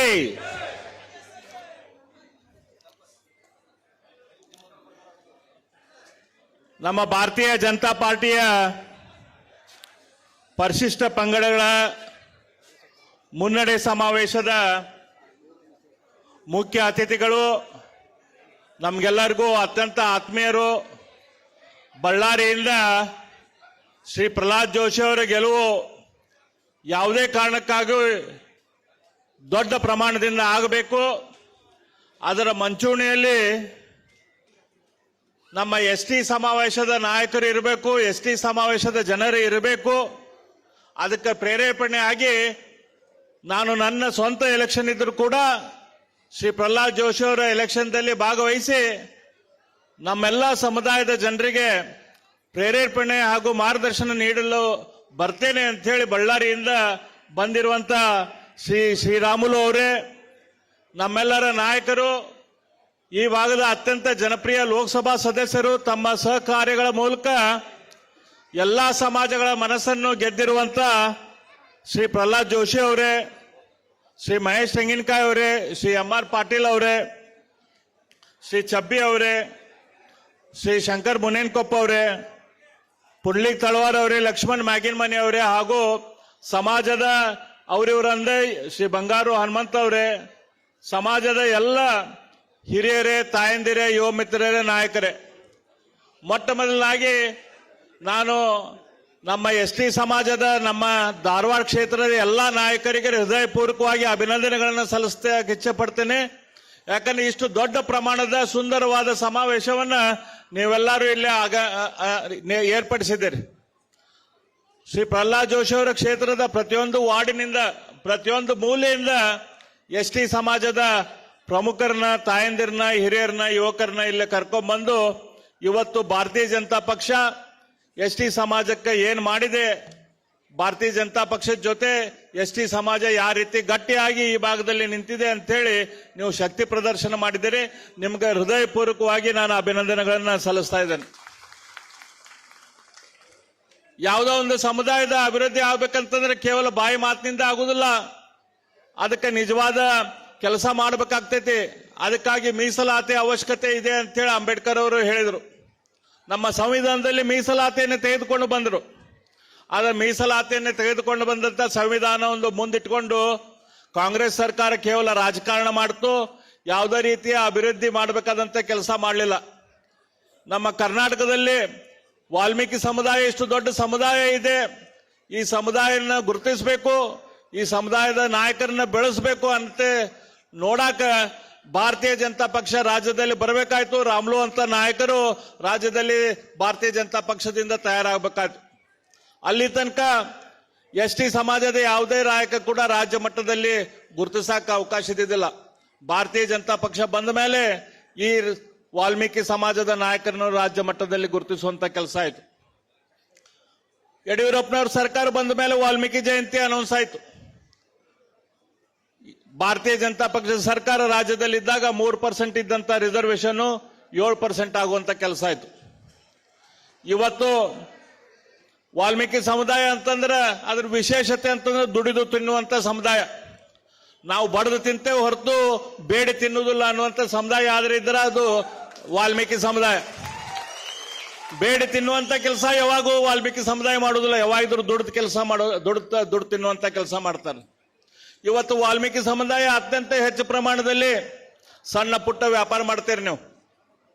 ಈ ವ್ಯಾಪಾರ ರಸ್ತೆ ಬದಿಯಲ್ಲಿ ಹಣ್ಣು ಮಾರೋದಿರ್ಬೋದು, ತೋಟ ಹಣ್ಣು ಕೀಳಾಕ ತೋಟದ ಕಾಂಟ್ರಾಕ್ಟ್ ಹಿಡಿಯೋದು ಇರ್ಬೋದು, ಗಾಡಿ ನಡೆಸೋದು ಇರ್ಬೋದು. ಈ ರೀತಿ ಸಣ್ಣ ಪುಟ್ಟ ದೊಡ್ಡ ಪ್ರಮಾಣದ ಕೆಲಸ ನೀವು ಮಾಡ್ತೀರಿ. ಆದ್ರೆ ಈ ಕೆಲಸಕ್ಕೆ ಬೇಕಾದಂತ ಮುಖ್ಯ ಬಂಡವಾಳ ನಿಮ್ ಕಡೆ ಇರ್ತಿದ್ದಿಲ್ಲ. ಅಲ್ಲಿ ಪ್ಯಾಟ್ಯಾಗ ಹೋಗಿ ಹಣ್ಣು ತಗೊಳ್ಳೋದು, ಅಲ್ಲಿ ಭಾಗವಾನ್ ಹತ್ರ ಬಡ್ಡಿ ತಗೊಳ್ಳೋದು, ಸಂಜೆಗೆ ಹೋಗಿ ಅದಕ್ಕೆ 10% ಬಡ್ಡಿ ತುಂಬೋದು. ಈ ತೊಂದರೆಯನ್ನ ಮನಗಂಡ ಶ್ರೀ ಪ್ರಧಾನಮಂತ್ರಿಗಳು ಪ್ರಧಾನಮಂತ್ರಿ ಸ್ವನಿಧಿ ಯೋಜನೆ ತೆಗೆದುಕೊಂಡು ಬಂದಿರು. ಪ್ರಧಾನಮಂತ್ರಿ ಸ್ವನಿಧಿ ಯೋಜನೆ ಏನು? ಪ್ರತಿಯೊಬ್ಬರು ರಸ್ತೆ ಬದಿಯಲ್ಲಿ ಮಾರುವಂತ ವ್ಯಾಪಾರಸ್ಥರಿಗೆ, ಹೆಣ್ಮಕ್ಳು ಇರ್ಲಿ, ಗಂಡ್ಮಕ್ಳಿರ್ಲಿ, ದೊಡ್ಡವರಿರ್ಲಿ, ಅವ್ರು ಎಷ್ಟು ಬೇಕಾದಷ್ಟು ಜನ ಇರಲಿ, ಅವ್ರಿಗೆ ಕನಿಷ್ಠ 10,000 ರೂಪಾಯಿ ದುಡ್ಡನ್ನು ಪ್ರಧಾನಮಂತ್ರಿ ಸ್ವನಿಧಿ ಯೋಜನೆಯಿಂದ ನೇಮಕ ಕೊಟ್ಟರು. ಅದನ್ನ 10,000 ತೀರಿಸಿದ್ರೆ ಮತ್ತೆ 50,000, ಅದನ್ನ ತೀರಿಸಿದ್ರೆ ಮತ್ತೆ 2 ಲಕ್ಷ ರೂಪಾಯಿ ಕೊಡುವಂತ ಕೆಲಸ, 5 ಲಕ್ಷ ಕೊಡುವಂತ ಕೆಲಸ ಮಾಡಿದ್ರು. ಇದನ್ನ ತೆಗೆದುಕೊಂಡು ಬಂದಿದ್ದು ಶ್ರೀ ಪ್ರಧಾನಮಂತ್ರಿ ನರೇಂದ್ರ ಮೋದಿ ಅವರು. ಅದಷ್ಟಲ್ಲ, ವಿಶ್ವಕರ್ಮ ಯೋಜನೆ ತೆಗೆದುಕೊಂಡು ಬಂದರು. ಯಾರು ಉದ್ಯೋಗ ಮಾಡ್ಬೇಕಂತಾರ 15 ಬೇರೆ ಬೇರೆ ರೀತಿಯ ಉದ್ಯೋಗಗಳಿಗೆ ಅವಕ್ಕ ಇವತ್ತು ಬೇಕಂದ್ರೆ ಇವತ್ತು 1 ಲಕ್ಷ ರೂಪಾಯಿ. ಆ 1 ಲಕ್ಷ ರೂಪಾಯಿ ನೀವು ತೀರಿಸಿದ್ರೆ ಅಂದ್ರೆ ಬಡ್ಡಿ ಇಲ್ಲ, ಬಡ್ಡಿ ಸಬ್ಸಿಡಿ ಸರ್ಕಾರ ಕೊಡ್ತೈತಿ, ಮೋದಿಯವ್ರು ಕೊಡ್ತಾರ. ಅದಕ್ಕೆ ಮತ್ತೆ 2 ಲಕ್ಷ ರೂಪಾಯಿ, 2 ಲಕ್ಷ ತೀರಿಸಿದ್ರೆ 5 ಲಕ್ಷ ರೂಪಾಯಿ. ಈ ರೀತಿ ಯೋಜನೆ ಮಾಡಿ ನಿಮ್ಮ ಮನೆತನ ಶಕ್ತಿ ಕೊಡುವಂತದ್ದು, ನಿಮ್ಮ ಮನೆತನ ಬೆಳೆಸುವಂತ ಕೆಲಸ ಮಾಡುವಂತ ಯೋಜನೆ ಯಾರಾದ್ರೂ ಮಾಡಿದ್ರ ಅದು ಶ್ರೀ ನರೇಂದ್ರ ಮೋದಿ ಅವರು ಮಾಡಿದಾರಂತ ಹೇಳಕ್ ಇಚ್ಛೆ ಪಡ್ತೇನೆ. ಕಾಂಗ್ರೆಸ್ನವ್ರು ಹೇಳಿದ್ರೆ ಇಲ್ಲ ನಾವು 10 ಕೆಜಿ ಅಕ್ಕಿ ಕೊಡ್ತೇವೆ ಅಂತ ಹೇಳಿ. ನಿಮಗೆ ಗೊತ್ತೈತಿ, ಇಲ್ಲಿ ತನಕನೂ ಅಕ್ಕಿ ಯಾರ ಕೊಡಾತಿದ್ರ ಅದು ನರೇಂದ್ರ ಮೋದಿ ಅವರು ಅಕ್ಕಿ ಕೊಡಾತಾರ. ಒಂದೇ 1 ಕೆಜಿ ಅಕ್ಕಿ ಕೊಡುವಂತ ಕೆಲಸ ಕಾಂಗ್ರೆಸ್ನವರು ಮಾಡಲಿಲ್ಲ. ಬರೀ ಬಾಯಿ ಮಾತ್ಲಿ ಹೇಳ್ತಾರೆ ಇವರು, ಹಿಂದುಳಿದವರು ಅಭಿವೃದ್ಧಿ ಆಗಬೇಕು, ಪರಿಶಿಷ್ಟ ಸಮಾಜದ ಅಭಿವೃದ್ಧಿ ಆಗ್ಬೇಕಂತ ಯಾವುದೇ ಕೆಲಸ ಮಾಡುವಂತ ಆಗಲಿಲ್ಲ.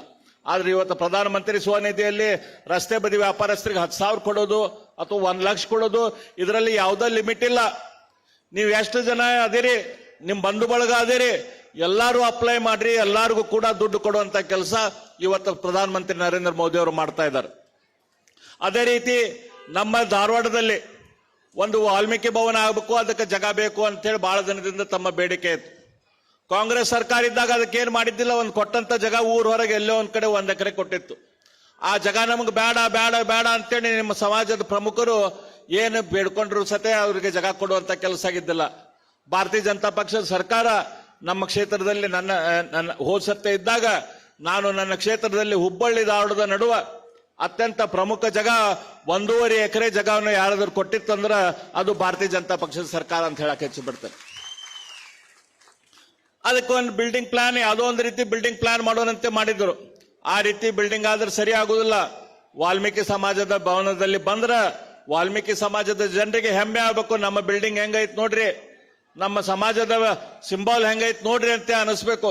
ಅದಕ್ಕೆ ಅತ್ಯಂತ ಸುಂದರವಾದ ವಾಲ್ಮೀಕಿ ಭವನದ ಬಿಲ್ಡಿಂಗ್ ಅನ್ನ ಇವತ್ತು ಕಟ್ತಾ ಇರೋದು ಹುಬ್ಬಳ್ಳಿ ಧಾರವಾಡದ ನಡುವ ಭಾರತೀಯ ಜನತಾ ಪಕ್ಷ ಸರ್ಕಾರದಿಂದ ಅಂತ ಹೇಳಕ್ ಬಹಳ ಅಂದ್ರೆ ಬಹಳ ಸಂತೋಷ ಆಗ್ತದೆ. ಅದೇ ರೀತಿ ನಮ್ಮಲ್ಲಿ ರಾಮ್ಲೂರ್ ನೀವು ಬರಬೇಕು, ತಡಸಿನಕೊಪ್ಪ ಗ್ರಾಮ ಐತೆ. ತಡಸಿನಕೊಪ್ಪ ಗ್ರಾಮದಲ್ಲಿ ಒಂದೇ ಒಂದು ಕುಟುಂಬ ಹಿಂದುಳಿದವರ ಕುಟುಂಬ, ಉಳಿದ ಇಡೀ ಪೂರ್ತಿ ಊರು ತಮ್ಮ ಸಮಾಜದ ಊರು, ವಾಲ್ಮೀಕಿ ಸಮಾಜದ ಊರು. ಈ ವಾಲ್ಮೀಕಿ ಸಮಾಜದ ಊರಿಗೆ ಒಂದು ವಾಲ್ಮೀಕಿ ಭವನ ಆಗ್ಬೇಕಂತ 2.5 ಕೋಟಿ ರೂಪಾಯಿದಿಂದ ನಮ್ಮ ಸಮಾಜದಿಂದ ಅಲ್ಲಿ ನಾವು ಭವನವನ್ನು ಕಟ್ತಾ ಇದ್ದೇವೆ. ನಾನು ನಮ್ಮ ಮುಖ್ಯಮಂತ್ರಿಗಳ ಹತ್ರ ಹೋಗಿ ಹೇಳಿದೆ, ST ಸಮಾಜದ ದುಡ್ಡು ಕಡಿಮೆ ಆಗತೈತಿ, ST ಸಮಾಜದ ದುಡ್ಡು ಇಲ್ಲ ನಮಗೆ ಕಟ್ಟಾಕಂತೇಳಿ. ಅವ್ರು ಹೇಳಿದ್ರು ST ಸಮಾಜದ ದುಡ್ಡು ಬೇಡ, ಜನರಲ್ ದುಡ್ಡಿನಿಂದ ವಾಲ್ಮೀಕಿ ಸಮಾಜದ ಭವನ ಕಟ್ಟೋಣ ಅಂತೇಳಿ ಜನರಲ್ ದುಡ್ಡು ಅಲ್ಲಿ ಸ್ಯಾಂಕ್ಷನ್ ಮಾಡಿ ವಾಲ್ಮೀಕಿ ಸಮಾಜ ಕಟ್ಟಿದ್ರು. ಇವತ್ತು ದೊಡ್ಡ ಪ್ರಮಾಣದ ವಾಲ್ಮೀಕಿ ನಮ್ಮ ಬಸವರಾಜ ಬೊಮ್ಮಾಯಿ ಅವರಿದ್ದಾಗ ಬೊಮ್ಮಾಯಿ ಅವರು ಇದನ್ನು ಮಾಡಿದರು. ಮತ್ತೆ ನೀವು ಕನ್ಫ್ಯೂಷನ್ ಮಾಡ್ಕೋಬೇಡ್ರಿ ಬೇರೆ ಯಾವ್ದಾರು ಮುಖ್ಯಮಂತ್ರಿ ಅಂತ ಹೇಳಿ. ಬಸವರಾಜ ಬೊಮ್ಮಾಯಿ ಅವರು ಮಾಡಿದ್ರು. ಅದೇ ರೀತಿ ನಮ್ಮ ಎಸ್ ಟಿ ಸಮುದಾಯ ನಮ್ಮ ಕ್ಷೇತ್ರದಲ್ಲಿ ಅತ್ಯಂತ ದೊಡ್ಡ ಪ್ರಮಾಣದಲ್ಲಿ ಇದೆ. ಈ ಎಸ್ ಟಿ ಸಮಾಜದ ಜನರಿಗೆ ದೊಡ್ಡ ಪ್ರಮಾಣದ ಮನೆಗಳು ಆಗಬೇಕು ಅಂತೇಳಿ ನಾನು ಪ್ರಹ್ಲಾದ್ ಜೋಶಿ ಅವ್ರ ಹತ್ರ ಹೋಗಿ ಹೇಳಿದೆ. ಸರ್, ನಮ್ಮ ಕ್ಷೇತ್ರದಲ್ಲಿ ಬಡತನ ಇರುವಂತ ಜನರು ಬಹಳ ಅದಾರ. ಅವಾಗ ಶ್ರೀ ಪ್ರಹ್ಲಾದ್ ಜೋಶಿ ಅವರು ಅತ್ಯಂತ ಹೆಚ್ಚಿನ ಮನೆಗಳನ್ನ ಪ್ರಧಾನಮಂತ್ರಿ ಆವಾಸ ಯೋಜನೆಯಲ್ಲಿ ನಾವು ಮಾಡೋಣ, ಅದಕ್ಕಾಗಿ ಎಷ್ಟು ಮನೆಗಳು ಬೇಕಂತ ಕೇಳಿದಾಗ ನಾನು 10,000 ಮನೆಗಳನ್ನ ಸ್ಯಾಂಕ್ಷನ್ ಮಾಡಿಸ್ಕೊಡ್ರಿ ಅಂತ ಹೇಳಿದೆ. ನಮ್ಮ ಕ್ಷೇತ್ರದಲ್ಲಿ 10,000 ಮನೆಗಳನ್ನ ಸ್ಯಾಂಕ್ಷನ್ ಮಾಡಿಸಿದಂತ ಶ್ರೇಯಸ್ ಶ್ರೀ ಪ್ರಹ್ಲಾದ್ ಜೋಶಿ ಅವರಿಗೆ ಆಗ್ತದೆ. ಇವತ್ತ ಪ್ರತಿಯೊಂದು ಗ್ರಾಮದಲ್ಲಿ, ಜೋಗೆಲ್ಲಾಪುರ ಗ್ರಾಮ ಇರ್ಬೋದು, ತಡ್ಸಿನಕೊಪ್ಪ ಗ್ರಾಮದಲ್ಲಿ ಇರ್ಬೋದು, ಅಲ್ಲೇ ನಿಮಗೆ ಹಕ್ಕು ಪತ್ರ ಕೊಟ್ಟು ಮನೆಗಳನ್ನು ಕಟ್ಟಿಸುವಂತ ಕೆಲಸ ಭಾರತೀಯ ಜನತಾ ಪಕ್ಷದಿಂದ ಇವತ್ತು ನಡೀತಾ ಇದೆ. ಈ ರೀತಿ 10 ಹಲವು ಯೋಜನೆಗಳನ್ನ ಇವತ್ತು ನೀವು ನಮ್ಮ ಇಲ್ಲಿಂದ ಧಾರವಾಡದಿಂದ ಹುಬ್ಬಳ್ಳಿ ಬೆಳಗಾವಿ ಕಡೆ ಹೋಗ್ತಾರೆ, ರಸ್ತೆ ಬಾಜುಕ್ಕ ಹಣ್ಣು ಮಾರ್ತಾರೆ ಜೋಗೆಲ್ಲಾಪುರ ಹತ್ರ. ಆ ಹಣ್ಣು ಮಾರುವಂತ ರೈತರಿಗೆ, ನಮ್ಮ ರೈತ ಹೆಣ್ಮಕ್ಳಿಗೆ, ಅವ್ರಿಗೆ ರಸ್ತೆ ಬಾಜುಯಲ್ಲೇನ ಹಣ್ಣಿಟ್ಟು ಅಲ್ಲೇ ಮಕ್ಕೊಂತಿದ್ರು. ಆ ತೊಂದರೆ ಅವ್ರಿಗೆ ಆಗಬಾರ್ದು, ಅವ್ರಿಗೆ ಐತಲ್ಲ ಒಂದು ಗಾಡಿ ಮಾಡಿಕೊಡೋಣ, ಹಂಗಾಗಿ ಆ ಗಾಡಿಯಲ್ಲೆಲ್ಲ ಹಣ್ಣಿಟ್ಟು ಅವ್ರು ತಮ್ಮ ಮನ್ಯಾಗ ಹೋಗಿ ಮಕ್ಕೊಳಕ್ ಆಗ್ತೈತಿ ಅಂತ ಹೇಳಿ ಆ ಯೋಜನೆ ಇಟ್ಟು ಕೇಂದ್ರ ಸರ್ಕಾರದ ಆ ಯೋಜನೆಯನ್ನು ನಮ್ಮ ಕ್ಷೇತ್ರಕ್ಕೆ ಕೊಡಿಸಿ ಆ ಎಲ್ಲಾ ಗಾಡಿಗಳನ್ನ ಮಾಡಕ್ಕೆ ಅನುಕೂಲ ಯಾರು ಮಾಡಿದ್ರ ಅದು ಶ್ರೀ ಪ್ರಹ್ಲಾದ್ ಜೋಶಿ ಅವ್ರಂತ ನಾ ಹೇಳಕ್ಕೆ ಇಚ್ಛೆ ಪಡ್ತೇನೆ. ಈ ರೀತಿ ಬಡವರಿಗೆ ಮನೆಗಳನ್ನಿರ್ಬೋದು, ಬೇರೆ ಬೇರೆ ಭವನಗಳನ್ನಿರ್ಬೋದು, ನೀವು ಉದ್ಯೋಗ ಮಾಡಾಕ ದುಡ್ಡನ್ನು ಕೊಡುವಂತದ್ದು ಇರ್ಬೋದು, ಇದೆಲ್ಲ ಮಾಡಿದಂತ ಏಕೈಕ ಪಕ್ಷ ಯಾವ್ದಂತಂದ್ರ ಅದು ಶ್ರೀ ನರೇಂದ್ರ ಮೋದಿ ಅವರ ಶ್ರೀ ಭಾರತೀಯ ಜನತಾ ಪಾರ್ಟಿ ಅಂತ ನಾ ಹೇಳಕ್ಕೆ ಇಚ್ಛೆ ಪಡ್ತೇನೆ. ಹಾಗಾಗಿ ಅಕ್ಕ ತಂಗಿಯರ ಅಣ್ತಂಬರಿ ನಾನು ನಿಮ್ಗೆ ವಿನಂತಿ ಮಾಡ್ಕೊಂತೇನೆ, ಯಾವುದೇ ರೀತಿಯ ನೀವು ವಾಲ್ಮೀಕಿ ಜನ ಅಂತಂದ್ರೆ ಗಟ್ಟಿಯಾಗಿ ನಿಂತರೆ ಯಾವ ಅಪ್ಪು ಬಂದ್ರು ಕೇಳೋರಲ್ಲ. ಹಂಗಾಗಿ ಈಗ ನಮ್ಮ ದೇಶ ಅಭಿವೃದ್ಧಿ ಆಗ್ಬೇಕಂತಂದ್ರೆ ಇವತ್ತು ವಾಲ್ಮೀಕಿ ಕಂಡಂತ, ರಾಮಾಯಣದಲ್ಲಿ ಕಂಡಂತ ಭಾರತ ಶ್ರೇಷ್ಠ ಭಾರತ ಆಗಬೇಕಂತಂದ್ರ ಇವತ್ತು ನೀವೆಲ್ಲರೂ ಗಟ್ಟಿಯಾಗಿ ಮತ್ತೊಮ್ಮೆ ಶ್ರೀ ಪ್ರಹ್ಲಾದ್ ಜೋಶಿ ಅವರಿಗೆ ಕೈ ಜೋಡಿಸ್ಬೇಕು. ಕೇವಲ ನೀವು ಜೋಡಿಸಿದ್ರೆ ನಡೆಯುವುದಿಲ್ಲ, ನಿಮ್ಮ ಜೊತೆ ಸಂಪರ್ಕದಲ್ಲಿರುವಂತ ಎಲ್ಲರಿಗೂ, ನಿಮ್ಮ ಸಮಾಜದವರಾಗಲಿ, ಬೇರೆ ಸಮಾಜದವರಾಗಲಿ, ನಿಮ್ಮ ಮನೆ ಸುತ್ತಮುತ್ತಲ ಇರೋರಾಗಲಿ, ನಿಮ್ಮ ಓಣಿಯಲ್ಲಿರೋರಾಗಲಿ, ನಿಮ್ಮ ವಾರ್ಡ್ದಲ್ಲಿರೋರಾಗಲಿ, ಅವ್ರಿಗೆಲ್ಲರಿಗೂ ಕೂಡ ನೀವು ಬೆನ್ನತ್ತಿ ಶ್ರೀ ಪ್ರಹ್ಲಾದ್ ಜೋಶಿ ಅವರು ಕನಿಷ್ಠ 4 ಲಕ್ಷ ಮತದಿಂದ ಆರಿಸಿ ಬರುವಂತ ಕೆಲಸದಲ್ಲಿ ತಾವೆಲ್ಲರೂ ಕೈ ಜೋಡಿಸ್ಬೇಕು. ತಮ್ಮೆಲ್ಲರ ಆಶೀರ್ವಾದ, ವಾಲ್ಮೀಕಿಯ ಆಶೀರ್ವಾದ, ಮ್ಯಾದರ್ ಸಮಾಜದ ಆಶೀರ್ವಾದ ಶ್ರೀ ಪ್ರಹ್ಲಾದ್ ಜೋಶಿ ಅವರಿಗೆ ತಾವು ಮಾಡಬೇಕು ಅಂತ ನಾವು ವಿನಂತಿ ಮಾಡ್ಕೊಂತೇನೆ. ಅಷ್ಟೇ ಅಲ್ಲದೆ ಕರ್ನಾಟಕದ ವಿಶ್ವವಿದ್ಯಾಲಯದಲ್ಲಿ 2 ಎಕರೆದಲ್ಲಿ ವಾಲ್ಮೀಕಿ ಅಧ್ಯಯನ ಪೀಠದ ಬಗ್ಗೆ ಕೂಡ ಹೇಳ್ರಿ ಅಂತೇಳಿ ನಮ್ಮ ರವಿ ಅವರು ಹೇಳ್ತಾರೆ. ಅದು ಕೂಡ ಆಗ್ತಾ ಇದೆ ಅಂತ ಹೇಳಕ್ ಬಹಳ ಸಂತೋಷ ಅನಿಸ್ತಾ ಇದೆ. ಈ ರೀತಿ ವಾಲ್ಮೀಕಿ ಸಮಾಜದ ಜೊತೆ, ಎಸ್ ಟಿ ಸಮಾಜದ ಜೊತೆ, ಮ್ಯಾದರ್ ಸಮಾಜದ ಜೊತೆ, ಎಲ್ಲ ಸಮಾಜಗಳ ಜೊತೆ ಭಾರತೀಯ ಜನತಾ ಪಾರ್ಟಿ ಸತತವಾಗಿ ಐತಿ. ಕೇವಲ ಬಾಯಿ ಮಾತಿನಿಂದ ಹೇಳೋದಲ್ಲ, ನಾವು ನಮ್ಮ ಕೆಲಸ ಕಾರ್ಯಗಳ ಮೂಲಕ ಉದ್ಯೋಗಾವಕಾಶಗಳನ್ನು ಸೃಷ್ಟಿ ಮಾಡೋದ್ರ ಮೂಲಕ ಸಮಾಜದ ಏಳಿಗೆಗೆ ನಾವು ಕೆಲಸ ಮಾಡ್ತೇವೆ. ಮನೆಗಳನ್ನು ಕೊಡೋದರ ಮೂಲಕ ಸಮಾಜದ ಮೇಲ್ಪಂತೆ ಹಾಕ್ತೇವೆ. ಒಳ್ಳೆ ಶಾಲೆಗಳನ್ನ ಮಾಡೋದರ ಮೂಲಕ ಶ್ರೀ ಪ್ರಹ್ಲಾದ್ ಜೋಶಿ ಅವರು ಇವತ್ತು ಎಲ್ಲಾ ಕಡೆನೂ ದೊಡ್ಡ ಪ್ರಮಾಣದ ಶಾಲೆಗಳನ್ನು, ಕ್ಲಾಸ್ ರೂಮ್ಗಳನ್ನು ಕಟ್ಟಿಸಿದ್ದಾರೆ, ಸ್ಮಾರ್ಟ್ ಬೆಂಚ್ಗಳನ್ನು ಕೊಟ್ಟಿದ್ದಾರೆ, ಒಳ್ಳೆ ಬೆಂಚ್ಗಳನ್ನು ಕೊಟ್ಟಿದ್ದಾರೆ, ಸ್ಮಾರ್ಟ್ ಬೋರ್ಡ್ಗಳನ್ನು ಕೊಟ್ಟಿದ್ದಾರೆ. ಈ ಮೂಲಕ ಸಮಾಜದ ಅಭಿವೃದ್ಧಿಗೆ ಉತ್ತಮ ಕೆಲಸ ಮಾಡ್ತಿರುವಂತ ಒಬ್ಬ ಸಜ್ಜನ ರಾಜಕಾರಣಿ, ಅತ್ಯಂತ ಸಂಭಾವಿತ ರಾಜಕಾರಣಿಗೆ ತಮ್ಮ ಆಶೀರ್ವಾದ ಇರಲಿ ಅಂತ ಕೇಳ್ಕೊಂಡು ನನ್ನ 4 ಮಾತುಗಳನ್ನು ಮುಗಿಸ್ತೇನೆ. ನಮಸ್ಕಾರ. ಇಲ್ಲಿಯವರೆಗೂ ಅನೇಕ ವಿಚಾರಗಳು ನಮ್ಮ ಜೊತೆಗೆ ಹಂಚಿಕೊಂಡಂತಹ ಶಾಸಕರಾದಂತಹ ಅರವಿಂದ್ ಬೆಲ್ಲದವರಿಗೆ ಧನ್ಯವಾದಗಳು. ಈಗ ಲೋಕಸಭಾ ಕ್ಷೇತ್ರದ ಅಭ್ಯರ್ಥಿಗಳು ಹಾಗೂ ನಮ್ಮ ಹೆಮ್ಮೆಯ ಸಂಸದರಾಗಿರುವಂತಹ ಸನ್ಮಾನ್ಯ ಶ್ರೀ ಪ್ರಹ್ಲಾದ್ ಜೋಶಿ ಅವರು ಈ ಕಾರ್ಯಕ್ರಮವನ್ನು ಉದ್ದೇಶಿಸಿ ಮಾತನಾಡಲಿದ್ದಾರೆ. ಬೋಲೋ ಭಾರತ್ ಮಾತಾ ಕಿ. ರಾಮುಲು ಅವರು ಬಳ್ಳಾರಿಯಿಂದ ಬಂದರು, ಹಿಂಗ್ಯಾಕ್ ಮಾಡ್ತೀರಿ? ಬೋಲೋ ಭಾರತ್ ಮಾತಾ ಕಿ. ಜೈ ಶ್ರೀರಾಮ್, ಜೈ ವಾಲ್ಮೀಕಿ, ಜೈ ವಾಲ್ಮೀಕಿ. ಭಾರತೀಯ ಜನತಾ ಪಾರ್ಟಿಯ ಪರಿಶಿಷ್ಟ ಪಂಗಡಗಳ ಮುನ್ನಡೆ ಸಮಾವೇಶದ ಈ ಕಾರ್ಯಕ್ರಮದ ಪ್ರಮುಖ ಭಾಷಣವನ್ನ ಮಾಡಿ ನಮ್ಮೆಲ್ಲರಿಗೂ ಉತ್ಸಾಹವನ್ನ ಕೊಟ್ಟಿರುವಂತಹ ನನ್ನ ಆತ್ಮೀಯ ಸ್ನೇಹಿತರು, ಬಹಳ ಕಾಲದಿಂದ ನಮ್ಮಿಬ್ಬರಲ್ಲಿ ಬಹಳಷ್ಟು ಪ್ರೀತಿ ವಿಶ್ವಾಸವನ್ನು ನಾವು ಬೆಳೆಸಿಕೊಂಡಿದ್ದೇವೆ. ಅಂತಹ ಶ್ರೀರಾಮುಲು ಅವರೇ, ಹಾಗೂ ಈ ಕಾರ್ಯಕ್ರಮಕ್ಕಾಗಿ ಬೆಂಗಳೂರು, ದಿಲ್ಲಿ, ಬಳ್ಳಾರಿಯ ಮಧ್ಯೆ ಓಡಾಡಿರುವಂತಹ ನನ್ನ ಆತ್ಮೀಯ ಮಿತ್ರರಾಗಿರುವಂತಹ ರಾಜ್ಯ ಎಸ್ಟಿ ಮೋರ್ಚಾದ ಅಧ್ಯಕ್ಷರಾದಂತಹ ಬಂಗಾರು ಹಣಮಂತ್ ಅವರೇ, ಈ ಕಾರ್ಯಕ್ರಮದ ಅಧ್ಯಕ್ಷತೆಯನ್ನು ವಹಿಸಿರುವಂತಹ ಪುಂಡಲೀಕ್ ತಳವಾರ್ ಅವರೇ, ಲಕ್ಷ್ಮಣ ಮ್ಯಾಗಿನ್ಮನಿ ಅವರೇ, ಹಾಗೂ ಮಹೇಶ್ ತೆಂಗಿನಕಾಯಿ ಅವರೇ, ಅರವಿಂದ್ ಬೆಲ್ಲದವರೇ, MR ಪಾಟೀಲ್ ಅವರೇ, ಶಂಕರ್ ಪಾಟೀಲ್ ಮುನಿಯನ್ಕೊಪ್ಪ ಅವರೇ, ಈಗ ಆಗಮಿಸಿರುವಂತಹ ಸನ್ಮಾನ್ಯ ಪ್ರದೀಪ್ ಶೆಟ್ಟರ್ ಅವರೇ, ಹಾಗೂ ನಮ್ಮ ರಾಮುಲು ಸಾಹೇಬರು ಬೇಗ ಹೋಗಬೇಕಾಗಿದೆ, ಆದ್ದರಿಂದ ಉಳಿದ ಹೆಸರು ತಗೊಳ್ತಿಲ್ಲ. ನಮ್ಮ ಎಲ್ಲಾ ಕಾರ್ಯಕರ್ತರು ರಾಮುಲು ಸಾಹೇಬರ ಬಹಳ ಚೆನ್ನಾಗಿ ಕೆಲಸ ಮಾಡಿದ್ದಾರೆ. ನಮ್ಮ ಕ್ಷೇತ್ರದಲ್ಲಿ ಬರುವಂತಹ, ನಮ್ಮ ಪಾರ್ಟಿಯಲ್ಲಿರುವಂತಹ ಎಲ್ಲಾ ST ಕಾರ್ಯಕರ್ತರು ಬಹಳ ಚೆನ್ನಾಗಿ ಕೆಲಸ ಮಾಡ್ತಾರೆ. ನೀವು ಬರ್ತೀರಿ ಅಂತ ಹೇಳಿದ ನಂತರ ಇನ್ನೂ ಉತ್ಸಾಹದಿಂದ ಕೆಲಸ ಮಾಡಿದ್ದಾರೆ. ಅದಕ್ಕೆ ಅವರೆಲ್ಲರಿಗೂ ನಾನು ಧನ್ಯವಾದ ಹೇಳ್ತೇನೆ.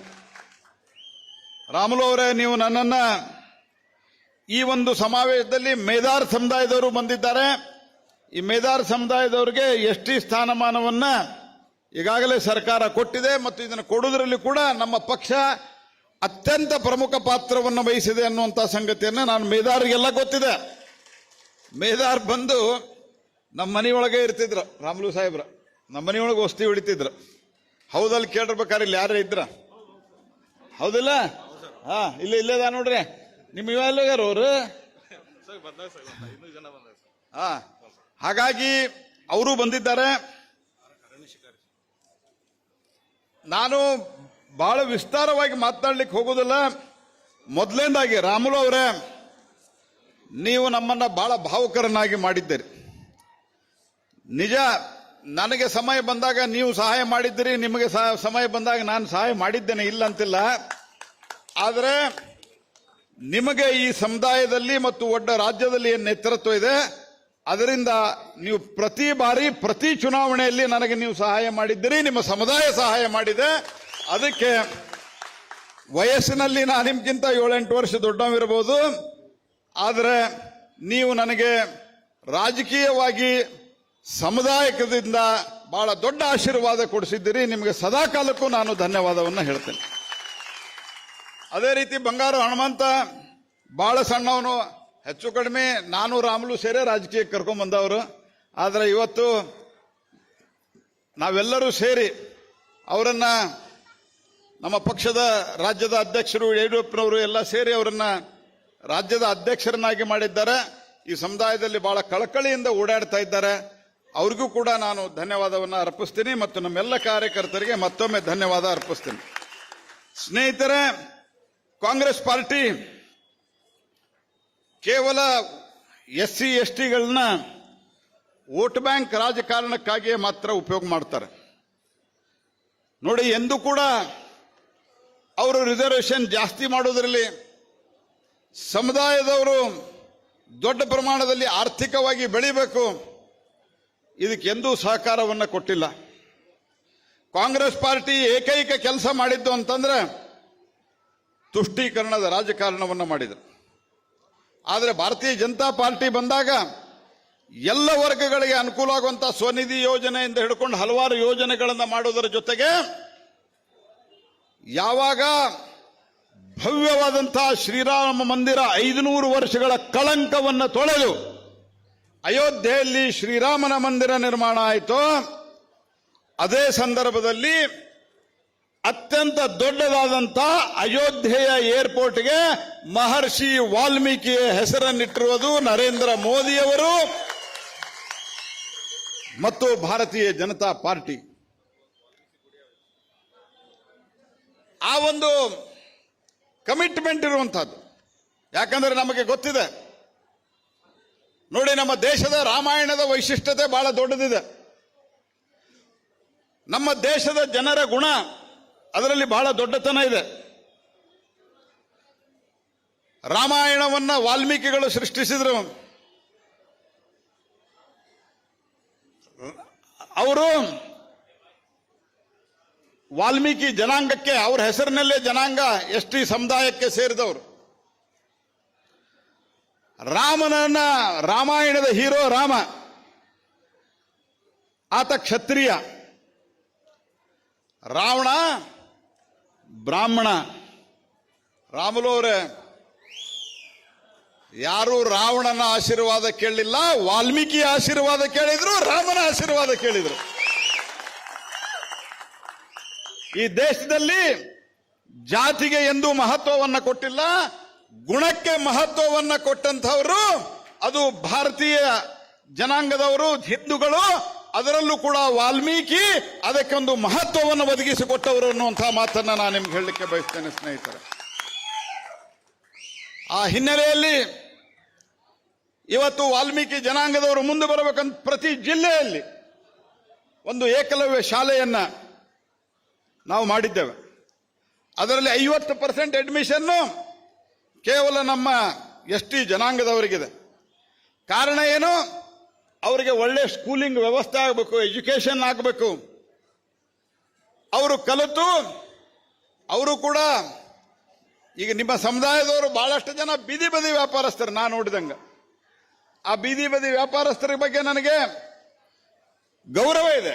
ಆದ್ರೆ ಅವರು ಬೀದಿ ಬದಿಯಲ್ಲಿಯೇ ಉಳಿಯಲಾರದೆ ಅವರು ದೊಡ್ಡ ವ್ಯಾಪಾರಸ್ಥರಾಗಬೇಕು, ದೊಡ್ಡ ಬಿಸಿನೆಸ್ ಮೆನ್ ಆಗಬೇಕು, ಅವರ ಮಕ್ಕಳು ಇಂಜಿನಿಯರ್ ಆಗಬೇಕು, ಅವರ ಮಕ್ಕಳು ಡಾಕ್ಟರ್ ಆಗಬೇಕು, ಅವರ ಮಕ್ಕಳು IAS ಆಫೀಸರ್ಸ್ ಆಗಬೇಕು. ಅನೇಕರು ಇವತ್ತು ಆ ರೀತಿ ಇದ್ರೂ ಸಹಿತ ಸಮುದಾಯದಲ್ಲಿ ಇನ್ನೂ ಬಹಳ ಬಡತನ ಇದೆ. ಆ ಬಡತನವನ್ನು ಗುರುತಿಸಿ ಇವತ್ತು ಪರಿವರ್ತನೆಯನ್ನ ಮಾಡಬೇಕನ್ನುವ ಕಾರಣಕ್ಕಾಗಿಯೇ ಇವತ್ತು ನರೇಂದ್ರ ಮೋದಿ ಅವರು ಈ ಸಮುದಾಯಕ್ಕಿರಬಹುದು, ಎಲ್ಲ ಬಡ ಸಮುದಾಯಕ್ಕೆ ಹಲವಾರು ಸ್ಕೀಮುಗಳನ್ನು ಕೊಟ್ಟಿರುವಂತಹದ್ದು. ಇವತ್ತು ನಮ್ಮ ಕ್ಷೇತ್ರದಲ್ಲಿ ನೀವು ಯಾವ್ಯಾವ ಹಳ್ಳಿಯಿಂದ ಬಂದಿದ್ದೀರಿ, ನಿಮ್ಮ ಎಲ್ಲ ಹಳ್ಳಿಗಳಿಗೆ 1-1.5 ವರ್ಷದೊಳಗ ಹರ್ಘರ್ ನಲ್ ಜಲದ ಮೂಲಕ ನಿಮ್ಮ ಮನೆಗೆ ಪೈಪ್ಲೈನ್ ಹಾಕಿವಿ. ಆದರೆ ಬರುವ 1-1.5 ವರ್ಷದೊಳಗನೆ ಕೆಲವು ಹಳ್ಳಿಗೆ ಯಾವ ರೀತಿ ಹುಬ್ಬಳ್ಳಿ ಧಾರವಾಡದಲ್ಲಿ 24 ತಾಸು ಮಲಪ್ರಭಾ ಕುಡಿಯೋ ನೀರನ್ನು ಕೊಡುವ ವ್ಯವಸ್ಥೆಯನ್ನ ಮಾಡ್ತಾ ಇದ್ದೀವಿ. ಕೆಲವು ವಾರ್ಡ್ಗಳಲ್ಲಿ ಈಗಾಗಲೇ ಆಗಿದೆ. ಅದೇ ರೀತಿ ಎಲ್ಲ ಹಳ್ಳಿಗಳಿಗೆ ಮಲಪ್ರಭಾ ನೀರನ್ನು ಕೊಡುವಂತಹ ವ್ಯವಸ್ಥೆಯನ್ನ ನರೇಂದ್ರ ಮೋದಿ ಅವರ ಆಶೀರ್ವಾದದಿಂದ ಮಾಡ್ತಾ ಇದ್ದೀವಿ ನಾವು. ಅದೇ ರೀತಿ ಇವತ್ತು ದೇಶದಲ್ಲಿ ಸುರಕ್ಷತೆ ಇರಬೇಕು.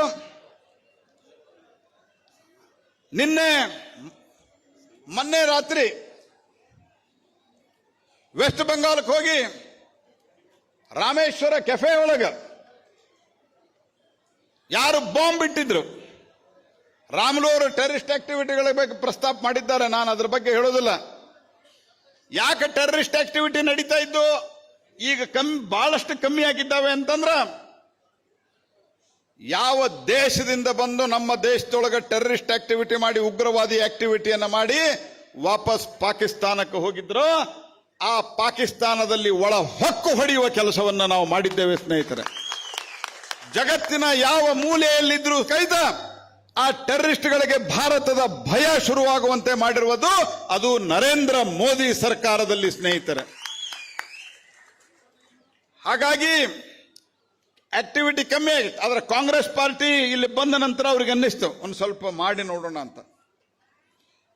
ಯಾಕಂದ್ರೆ ಪಾಕಿಸ್ತಾನ್ ಜಿಂದಾಬಾದ್ ಅಂತ ಹೇಳಿದವರನ್ನ ಕರ್ನಾಟಕದ ಪ್ರಜಾಪ್ರಭುತ್ವದ ದೇಗುಲದಲ್ಲಿ ಪಾಕಿಸ್ತಾನ್ ಜಿಂದಾಬಾದ್ ಅಂತಂದಾಗ ಅವ್ರು ಅಂದಿಲ್ಲ ಅಂತ ಹೇಳಿ ಇವರನ್ನೇ ಅವ್ರ ಘೋಷಣೆ ಕೂಗಿಲ್ಲ ಅಂತ ಹೇಳಿ ಯಾರಿಗೆ ಇವರು ಸಪೋರ್ಟ್ ಕೊಟ್ರು. ಅದಾದ ನಂತರ ರಾಮೇಶ್ವರ ಕೆಫೆಯಲ್ಲಿ ಬಾಂಬ್ ಸ್ಫೋಟ ಆಗ್ತದೆ. ಇವತ್ತು NIAದವರು ಅವರನ್ನ ಅತ್ಯಂತ ಕಠಿಣ ಪರಿಶ್ರಮದಿಂದ ಅವರನ್ನ ಹಿಡಿದು ಹೆಡೆಮುರುಗಿ ಕಟ್ಟಿ ತಗೊಂಡ್ಬಂದಿದ್ದಾರೆ. ಆದ್ರೆ ಇದಕ್ಕಿಂತ ಮೊದಲು ನಮ್ಮ ರಾಜ್ಯದ ಗೃಹ ಮಂತ್ರಿಗಳು ಏನ್ ಹೇಳಿದ್ರು, ಅದೇನೋ ಸಿಲಿಂಡರ್ ಸ್ಫೋಟ ಆಗಿರಬೇಕು, ವೈಯಕ್ತಿಕ ವೈಷಮ್ಯ ಇರಬೇಕು. ಇನ್ನೊಬ್ಬರು ನಮ್ಮ ಡೆಪ್ಯೂಟಿ ಮುಖ್ಯಮಂತ್ರಿ ಅವ್ರೇನ್ ಹೇಳಿದ್ರು, ಅವರಂತೂ ಟೆರರಿಸ್ಟ್ಗಳಿಗೆ ಬ್ರದರ್ ಅಂತ ಕರೆದ್ರು. ಇವರು ಯಾವಾಗ ಬ್ರದರ್ ಆಗಿದ್ದಾರೆ ಯಾರಿಗೂ ಗೊತ್ತು, ಹೆಂಗ್ ಬ್ರದರ್ ಆದ್ರ. ಅವ್ರೇನ್ ಹೇಳಿದ್ರು, ಅವರು ಕೂಡ ಅದೇ ರೀತಿಯಾದಂತಹ ಒಂದು ತನಿಖೆಯನ್ನ ದಿಕ್ಕು ತಪ್ಪಿಸುವಂತಹ ಒಂದು ಹೇಳಿಕೆಯನ್ನ ಕೊಟ್ಟು ಟೆರರಿಸ್ಟ್ ಪರವಾದಂತಹ ಹೇಳಿಕೆಯನ್ನ ಕೊಟ್ಟರು, ಇಸ್ಲಾಮಿಕ್ ಉಗ್ರವಾದಿ ಪರವಾದ ಹೇಳಿಕೆಯನ್ನ ಕೊಟ್ಟರು. ಅವ್ರದ್ದು ನೋಡ್ರಿ ಟೆರರಿಸ್ಟ್ಗಳು ಹೋಗಿ ಬೆಂಗಳೂರಿನಲ್ಲಿ ಬ್ಲಾಸ್ಟ್ ಮಾಡಿ ಎಲ್ಲಾ ದಾಖಲೆಗಳನ್ನ ಶ್ರೀರಾಮುಲು ಸಾಹೇಬರ ಎಲ್ಲಾ ದಾಖಲೆಗಳು ವೆಸ್ಟ್ ಬೆಂಗಾಲ್ ಸರ್ಕಾರದಿಂದ ಎಲ್ಲಾ ದಾಖಲೆ ತಗೊಂಡು ಅವರು ವಿದೇಶಕ್ಕೆ ಹಾರ್ತಾ ಇರ್ತಾರೆ. ಅಂದ್ರೆ ಕಾಂಗ್ರೆಸ್ ಮತ್ತು ಈ ಇಂಡಿಯಾ ಅಲೈನ್ಸ್ ಏನಿದೆ, ಈ ಇಂಡಿಯಾ ಅಲೈನ್ಸ್ ದವರು ತಮಗೆ ವೋಟ್ ಬಂದ್ರ ದೇಶಕ್ಕಾಗಿ ಎಂಥ ಕೃತ್ಯವನ್ನು ಮಾಡಲಿಕ್ಕೆ ತಯಾರಾಗ್ತಾರೆ ಅನ್ನುವಂತಹ ಸಂಗತಿ ಒಂದು ಗಂಭೀರ ಆರೋಪವನ್ನು ನಾನು ಮಾಡ್ತಾ ಇದ್ದೇನೆ ಇವತ್ತು. ಸ್ನೇಹಿತರೆ, ಯಾಕೆ ಈ ಸ್ಥಿತಿ ಬರ್ತದೆ ಕಾಂಗ್ರೆಸ್ ಪಾರ್ಟಿಗೆ ಅಂತಂದ್ರೆ ನೀವು ವಯನಾಡದಲ್ಲಿ ನೋಡಿರ್ಬೋದು. ವಯನಾಡದಲ್ಲಿ ರಾಹುಲ್ ಗಾಂಧಿ ಯಾವಾಗ ನಾಮಿನೇಷನ್ ಹಾಕಿದ್ರು, ಕಾಂಗ್ರೆಸ್ಸಿನ ಧ್ವಜ ಇಲ್ಲ, ಕೇವಲ ಮುಸ್ಲಿಂ ಲೀಗಿನ ಧ್ವಜವನ್ನ ಮಾತ್ರ ಹಾಕಿದ್ರು. ಮುಸ್ಲಿಂ ಲೀಗ್ ಯಾವ ಪಾರ್ಟಿ? ದೇಶವನ್ನ ತುಂಡರಿಸುವಂತಹ ಪಾರ್ಟಿ, ಅದು ಮುಸ್ಲಿಂ ಲೀಗ್. ಆ ಮುಸ್ಲಿಂ ಲೀಗದ ಧ್ವಜವನ್ನು ಇಟ್ಟುಕೊಂಡು ನಾಮಿನೇಷನ್ ಹಾಕ್ತಾರೆ ಓಟಿಗಾಗಿ. ಅಂದ್ರ ಇವರು ನಾಳೆ ಎಂಥ ಕೃತ್ಯಕ್ಕೂ ದೇಶಕ್ಕೆ, ದೇಶದ ಜೊತೆಗೆ ಎಂಥ ರೀತಿಯಲ್ಲಿ ಕಾಂಪ್ರಮೈಸ್ ಮಾಡಲಿಕ್ಕೂ ಹೇಸಲಾರದಂತ ಪಾರ್ಟಿಯವರು ಯಾರಾದ್ರೂ ಅದು ಕಾಂಗ್ರೆಸ್ ಪಾರ್ಟಿ ಸ್ನೇಹಿತರೆ. ಹಾಗಾಗಿ ಇವತ್ತು ದೇಶಕ್ಕೆ ಒಂದು ಸುಭದ್ರ ಸರ್ಕಾರ ಬೇಕು. ಆ ಸುಭದ್ರ ಸರ್ಕಾರದಲ್ಲಿ terrorism free, zero tolerance to the terrorism. Terrorism ಅಂದ್ರೆ ಒಂದು ಸ್ವಲ್ಪ ಸಹನೆ ಮಾಡುವುದಿಲ್ಲ ಅನ್ನುವಂಥ ಒಂದು ನೇತೃತ್ವ ಅಂದ್ರೆ ನರೇಂದ್ರ ಮೋದಿ ನೇತೃತ್ವ. ಬಡವರಿಗೆ 5 ಕೆಜಿ ಅಕ್ಕಿ, 10 ಕೆಜಿ ಅಕ್ಕಿ ಅಂತ ಹೇಳಿದವರು ಏನೂ ಕೊಡ್ಲಿಲ್ಲ. 5 ಕೆಜಿ ಅಕ್ಕಿಯನ್ನು ಕೊಟ್ಟಂತ ಪುಣ್ಯಾತ್ಮ ಯಾರು? ನರೇಂದ್ರ ಮೋದಿ. ಅದೇ ರೀತಿ ನಾನು ಹೇಳಿದಂಗೆ ಹರ್ ಘರ್ ನಲ್ ಜಲ್, ಆಯುಷ್ಮಾನ್ ಆರೋಗ್ಯ ಭಾರತ, ಕಿಸಾನ್ ಸಮ್ಮಾನ ನಿಧಿ, ಇದು ಎಲ್ಲರಿಗೂ ಕೊಟ್ಟು ಇವತ್ತು ದೇಶ ಅತಿ ಹೆಚ್ಚು ಮನೆಗಳನ್ನು ಕಟ್ಟಿಸಿಕೊಟ್ಟಿರುವಂತಹದ್ದು ಪ್ರಧಾನಮಂತ್ರಿ ಆವಾಸ್ ಯೋಜನೆಯಲ್ಲಿ ಕೊಟ್ಟಿರುವಂತಹದ್ದು ಅದು ಭಾರತೀಯ ಜನತಾ ಪಾರ್ಟಿಯ ನರೇಂದ್ರ ಮೋದಿ ನೇತೃತ್ವದ ಸರ್ಕಾರ. ನಾನು ಕೊನೆಯದಾಗಿ ಒಂದು ಪ್ರಶ್ನೆಯನ್ನ ಕೇಳಲಿಕ್ಕೆ ಬಯಸ್ತೇನೆ ಕಾಂಗ್ರೆಸ್ ಪಾರ್ಟಿಗೆ. ನಾವು ಘಂಟಾಘೋಷವಾಗಿ ಹೇಳ್ತೇವೆ, ಭಾರತೀಯ ಜನತಾ ಪಾರ್ಟಿ ಅಧಿಕಾರಕ್ಕೆ ಬಂದ್ರೆ ಅಲ್ಲ, ಅಧಿಕಾರಕ್ಕೆ ಬಂದೇ ಬರ್ತದೆ, ನರೇಂದ್ರ ಮೋದಿ ಅವರೇ ಪ್ರಧಾನಮಂತ್ರಿ ಆಗ್ತಾರೆ ಅನ್ನುವಂತಹ ಮಾತನ್ನು ಹೇಳ್ತೇವೆ. ನಾನು ಕಾಂಗ್ರೆಸ್ ಪಾರ್ಟಿ ಕೇಳಲಿಕ್ಕೆ ಬಯಸ್ತೇನೆ. ನೀವು ಉತ್ತರ ಕೊಡುವ ಕಾಂಗ್ರೆಸ್ ಪಾರ್ಟಿಯವರ ಹೆಂಗ ಓಡಾಡಿಕೊಂಡಿದ್ರಲ್ಲ, ನೀವು ಬರೋದಿಲ್ಲ ಅಂತ ಗೊತ್ತಿದ್ರು ಸಹಿತ ನಿಮ್ಮ ಪ್ರಧಾನಮಂತ್ರಿ ಯಾರಾಗ್ತಾರೆ ಅನ್ನುವಂಥ ಮಾತನ್ನು ಹೇಳ್ರಿ. ನೀವು ಯಾವ ರೀತಿ SC ST ಅಂತ ಮಾತನಾಡುವಂತಹ ಜನ ಮಮತಾ ಬ್ಯಾನರ್ಜಿ ಖರ್ಗೆ ಆದ್ರೂ ಆಗಲಿ ಅಂತ ಹೇಳಿದಾಗ ನಮ್ಮ ಸಿದ್ದರಾಮಯ್ಯನವರು ವಿರೋಧ ಮಾಡ್ತಾರೆ. ಇವರು SC ST ಪ್ರೀತಿ ಪ್ರೇಮ ನೋಡ್ರಿ. ಇಲ್ಲ ಆದ್ರೆ ರಾಹುಲ್ ಗಾಂಧಿನ ಆಗ್ಬೇಕಂತ ಹೇಳ್ತಾರ. ಈ ರಾಹುಲ್ ಗಾಂಧಿಗೆ ತಾನೇನು ಮಾತಾಡ್ತೀನಿ ಅಂತ ತನಗ ತಿಳಿದಿಲ್ಲ. ಒಂದು ಕೆಟ್ಟ ಗ್ರಾಮೋಫೋನ್ ಇರ್ತದಲ್ಲ, ಕೆಟ್ಟ ಗ್ರಾಮೋಫೋನ್, ಅದು ಕೆಟ್ಟ ಬಿಟ್ರೆ ಅದೇ ರಿಪೀಟ್ ಆಗ್ತಿರ್ತದ. ಹಾಡು ಅದ ತಿರ್ಗ ಮುರ್ಗ ಅದ ಹೇಳ್ತಿರ್ತದೆ. ಹಂಗ ಅದನ್ನ ಹೇಳ್ಕೋತ ಹೋಗ್ತಿರ್ತಾರ. ಅವ್ರು ಆಗ್ಬೇಕು ಅಂತ ಹೇಳಿದ್ರು. ಅವ್ರು ಆಗ್ಬೇಕಂತ ಹೇಳಿದ್ದಕ್ಕ ಲಾಲು ಹೇಳಿದ್ರು ನಾ ಏನು ಕಮ್ಮಿ ಅಂತ. ಕಮ್ಯುನಿಸ್ಟ್ ಪಾರ್ಟಿಯವರು ಹೇಳಿದ್ರು ಈಗ ಬೇಡ ಅಂತ. ಕೇರಳದಾಗ ಹೋಗಿ ಇಲೆಕ್ಷನ್ ನಿಲ್ತಾರೆ ರಾಹುಲ್ ಗಾಂಧಿ, ಇಂಡಿಯಾ ಅಲೈನ್ಸ್ ಅಂತ ಮಾಡಿಕೊಂಡು. ಕೇರಳಕ್ಕೆ ಹೋಗಿ ಇಲೆಕ್ಷನ್ ನಿಂತರೆ ಕಮ್ಯುನಿಸ್ಟ್ ಪಾರ್ಟಿಯವರು ರಾಹುಲ್ ಗಾಂಧಿ ವಿರುದ್ಧ ಸ್ಪರ್ಧೆ ಮಾಡಿ ಕಾಂಗ್ರೆಸ್ ಪಾರ್ಟಿಗೆ ಬಾಯಿಗೆ ಬಂದಂಗೆ ಬೈತಾರೆ. ಇವರೇನ್ರಿ ದೇಶ ಉದ್ಧಾರ ಮಾಡ್ತಾರ? ಇವತ್ತು ಸುಭದ್ರ ಸರ್ಕಾರವನ್ನು ರಚಿಸಲಿಕ್ಕೆ ದೇಶದಲ್ಲಿನ ಇವತ್ತು ಆರ್ಥಿಕ ಸ್ಥಿತಿ, ಕೊನೆಯದಾಗಿ ಒಂದು ಮಾತು ಹೇಳ್ತೀನಿ, ಇವತ್ತೇನು ಆರ್ಥಿಕ ಸ್ಥಿತಿ ಸುಧಾರಣೆ ಆಗಿದೆ, ಇದರ ಪರಿಣಾಮವಾಗಿ ನೀತಿ ಆಯೋಗದ ಅಧ್ಯಯನದ ಪ್ರಕಾರ 25 ಕೋಟಿ ಬಡವರು ಬಡತನದ ರೇಖೆಗಿಂತ ಬಹು ಆಯಾಮಿ ಬಡತನದಿಂದ ಹೊರಗೆ ಬಂದ್ರೆ, IMF ಪ್ರಕಾರವಾಗಿ ಇಂಟರ್ನ್ಯಾಷನಲ್ ಮಾನಿಟರಿ ಫಂಡ್ ಅಂತಿದೆ, ಅವರ ಅಧ್ಯಯನದ ಪ್ರಕಾರವಾಗಿ 13 ಕೋಟಿಗಿಂತ ಹೆಚ್ಚು ಜನ ಇವತ್ತು ಬಹು ಆಯಾಮಿ ಬಡತನದಿಂದ ಹೊರಗೆ ಬಂದಿದ್ದಾರೆ. ಆದ್ದರಿಂದ ಮೋದಿ ಅವರು ಏನ್ ಹೇಳಿದ್ದಾರೆ, ರಾಮುಲು ಸಾಹೇಬರೇ ಮೋದಿ ಅವರೊಂದು ಮಾತು ಹೇಳಿದ್ರು, 10 ವರ್ಷದ್ದು ಇದು trailer high, picture Abhi B ಬಾಕಿ ಹೈ ಅನ್ನುವಂಥ ಮಾತನ್ನು ಹೇಳಿದ್ದಾರೆ. ಆ ಪಿಕ್ಚರ್ ಏನು ಅಂತಂದ್ರ ಜಗತ್ತಿನ ದೊಡ್ಡ ಆರ್ಥಿಕ ಶಕ್ತಿಯಾಗಿ ಇವತ್ತು ಭಾರತ ಹೊರಹೊಮ್ಮಿದೆ. ಅತ್ಯಂತ ಕೆಟ್ಟ ಆರ್ಥಿಕ ಸ್ಥಿತಿಯಿಂದ 5ನೇ ಅತಿ ದೊಡ್ಡ ಆರ್ಥಿಕ ಶಕ್ತಿಯಾಗಿ ಹೊರಹೊಮ್ಮಿದೆ. ಜಗತ್ತಿನ 3ನೇ ಅತಿ ದೊಡ್ಡ ಆರ್ಥಿಕ ಶಕ್ತಿಯಾಗಿ ಭಾರತ ಹೊರಹೊಮ್ಮಲಿದೆ ಕೇವಲ ಮೂರು ವರ್ಷದಲ್ಲಿ, ಬರುವ 3 ವರ್ಷದಲ್ಲಿ. ಆ ಸಂದರ್ಭದಲ್ಲಿ ಆ ಪಿಕ್ಚರ್ ಬಾಕಿ ಹೈ ಅಂತಂದ್ರೆ ಏನು ಅಂತಂದ್ರೆ, ಈ ದೇಶದೊಳಗಿರುವಂತಹ ದೀನರು, ದಲಿತರು, ವಂಚಿತರು, ಶೋಷಿತರು, ಬಡವರು ಇವರ ಎಲ್ಲರ ಜೀವನ ಮಟ್ಟವನ್ನು ಸುಧಾರಿಸಿ ಎಲ್ಲರನ್ನೂ ಮಿಡಲ್ ಕ್ಲಾಸ್ ಆಗಿ ಮಾಡೋದು. ಇವತ್ತು ಎಲ್ಲರೂ ಬಡವರಾಗಿದ್ದಾರೆ, ಕಡು ಬಡವರಾಗಿದ್ದಾರೆ.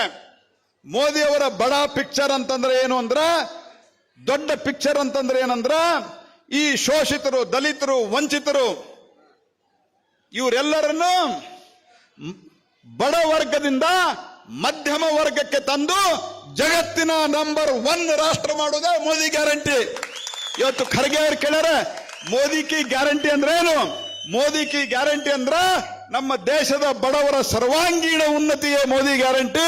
ಇದು ಬರುವ 10 ವರ್ಷದೊಳಗೆ ನಾವು ಮಾಡಿ ತೋರಿಸ್ತೇವೆ ಅನ್ನುವಂತಹ ಮಾತನ್ನು ನಿಮ್ಗೆ ಹೇಳ್ತಾ, ರಾಮುಲು ಅವರೇ ಮತ್ತೊಮ್ಮೆ ನಿಮಗೆ ನಾನು ಧನ್ಯವಾದ ಹೇಳ್ತೇನೆ.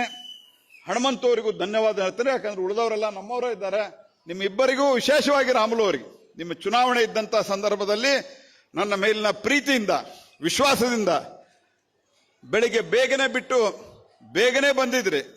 ನಮ್ಮೆಲ್ಲ ಕಾರ್ಯಕರ್ತರು, ನಮ್ಮೆಲ್ಲ ಸಮಾಜದವರು ಬರೋದು ಲೇಟ್ ಆಯ್ತು, ಆದರೂ ನಿಂತು ಪೂರ್ತಿಯಾದ ಕಾರ್ಯಕ್ರಮದಲ್ಲಿ ಇದ್ದೀರಿ. ನಿಮಗೆ ವಿಶೇಷವಾದಂತಹ ಧನ್ಯವಾದವನ್ನು ಅರ್ಪಿಸಿ, ಜೈ ವಾಲ್ಮೀಕಿ, ಜೈ ಶ್ರೀರಾಮ್.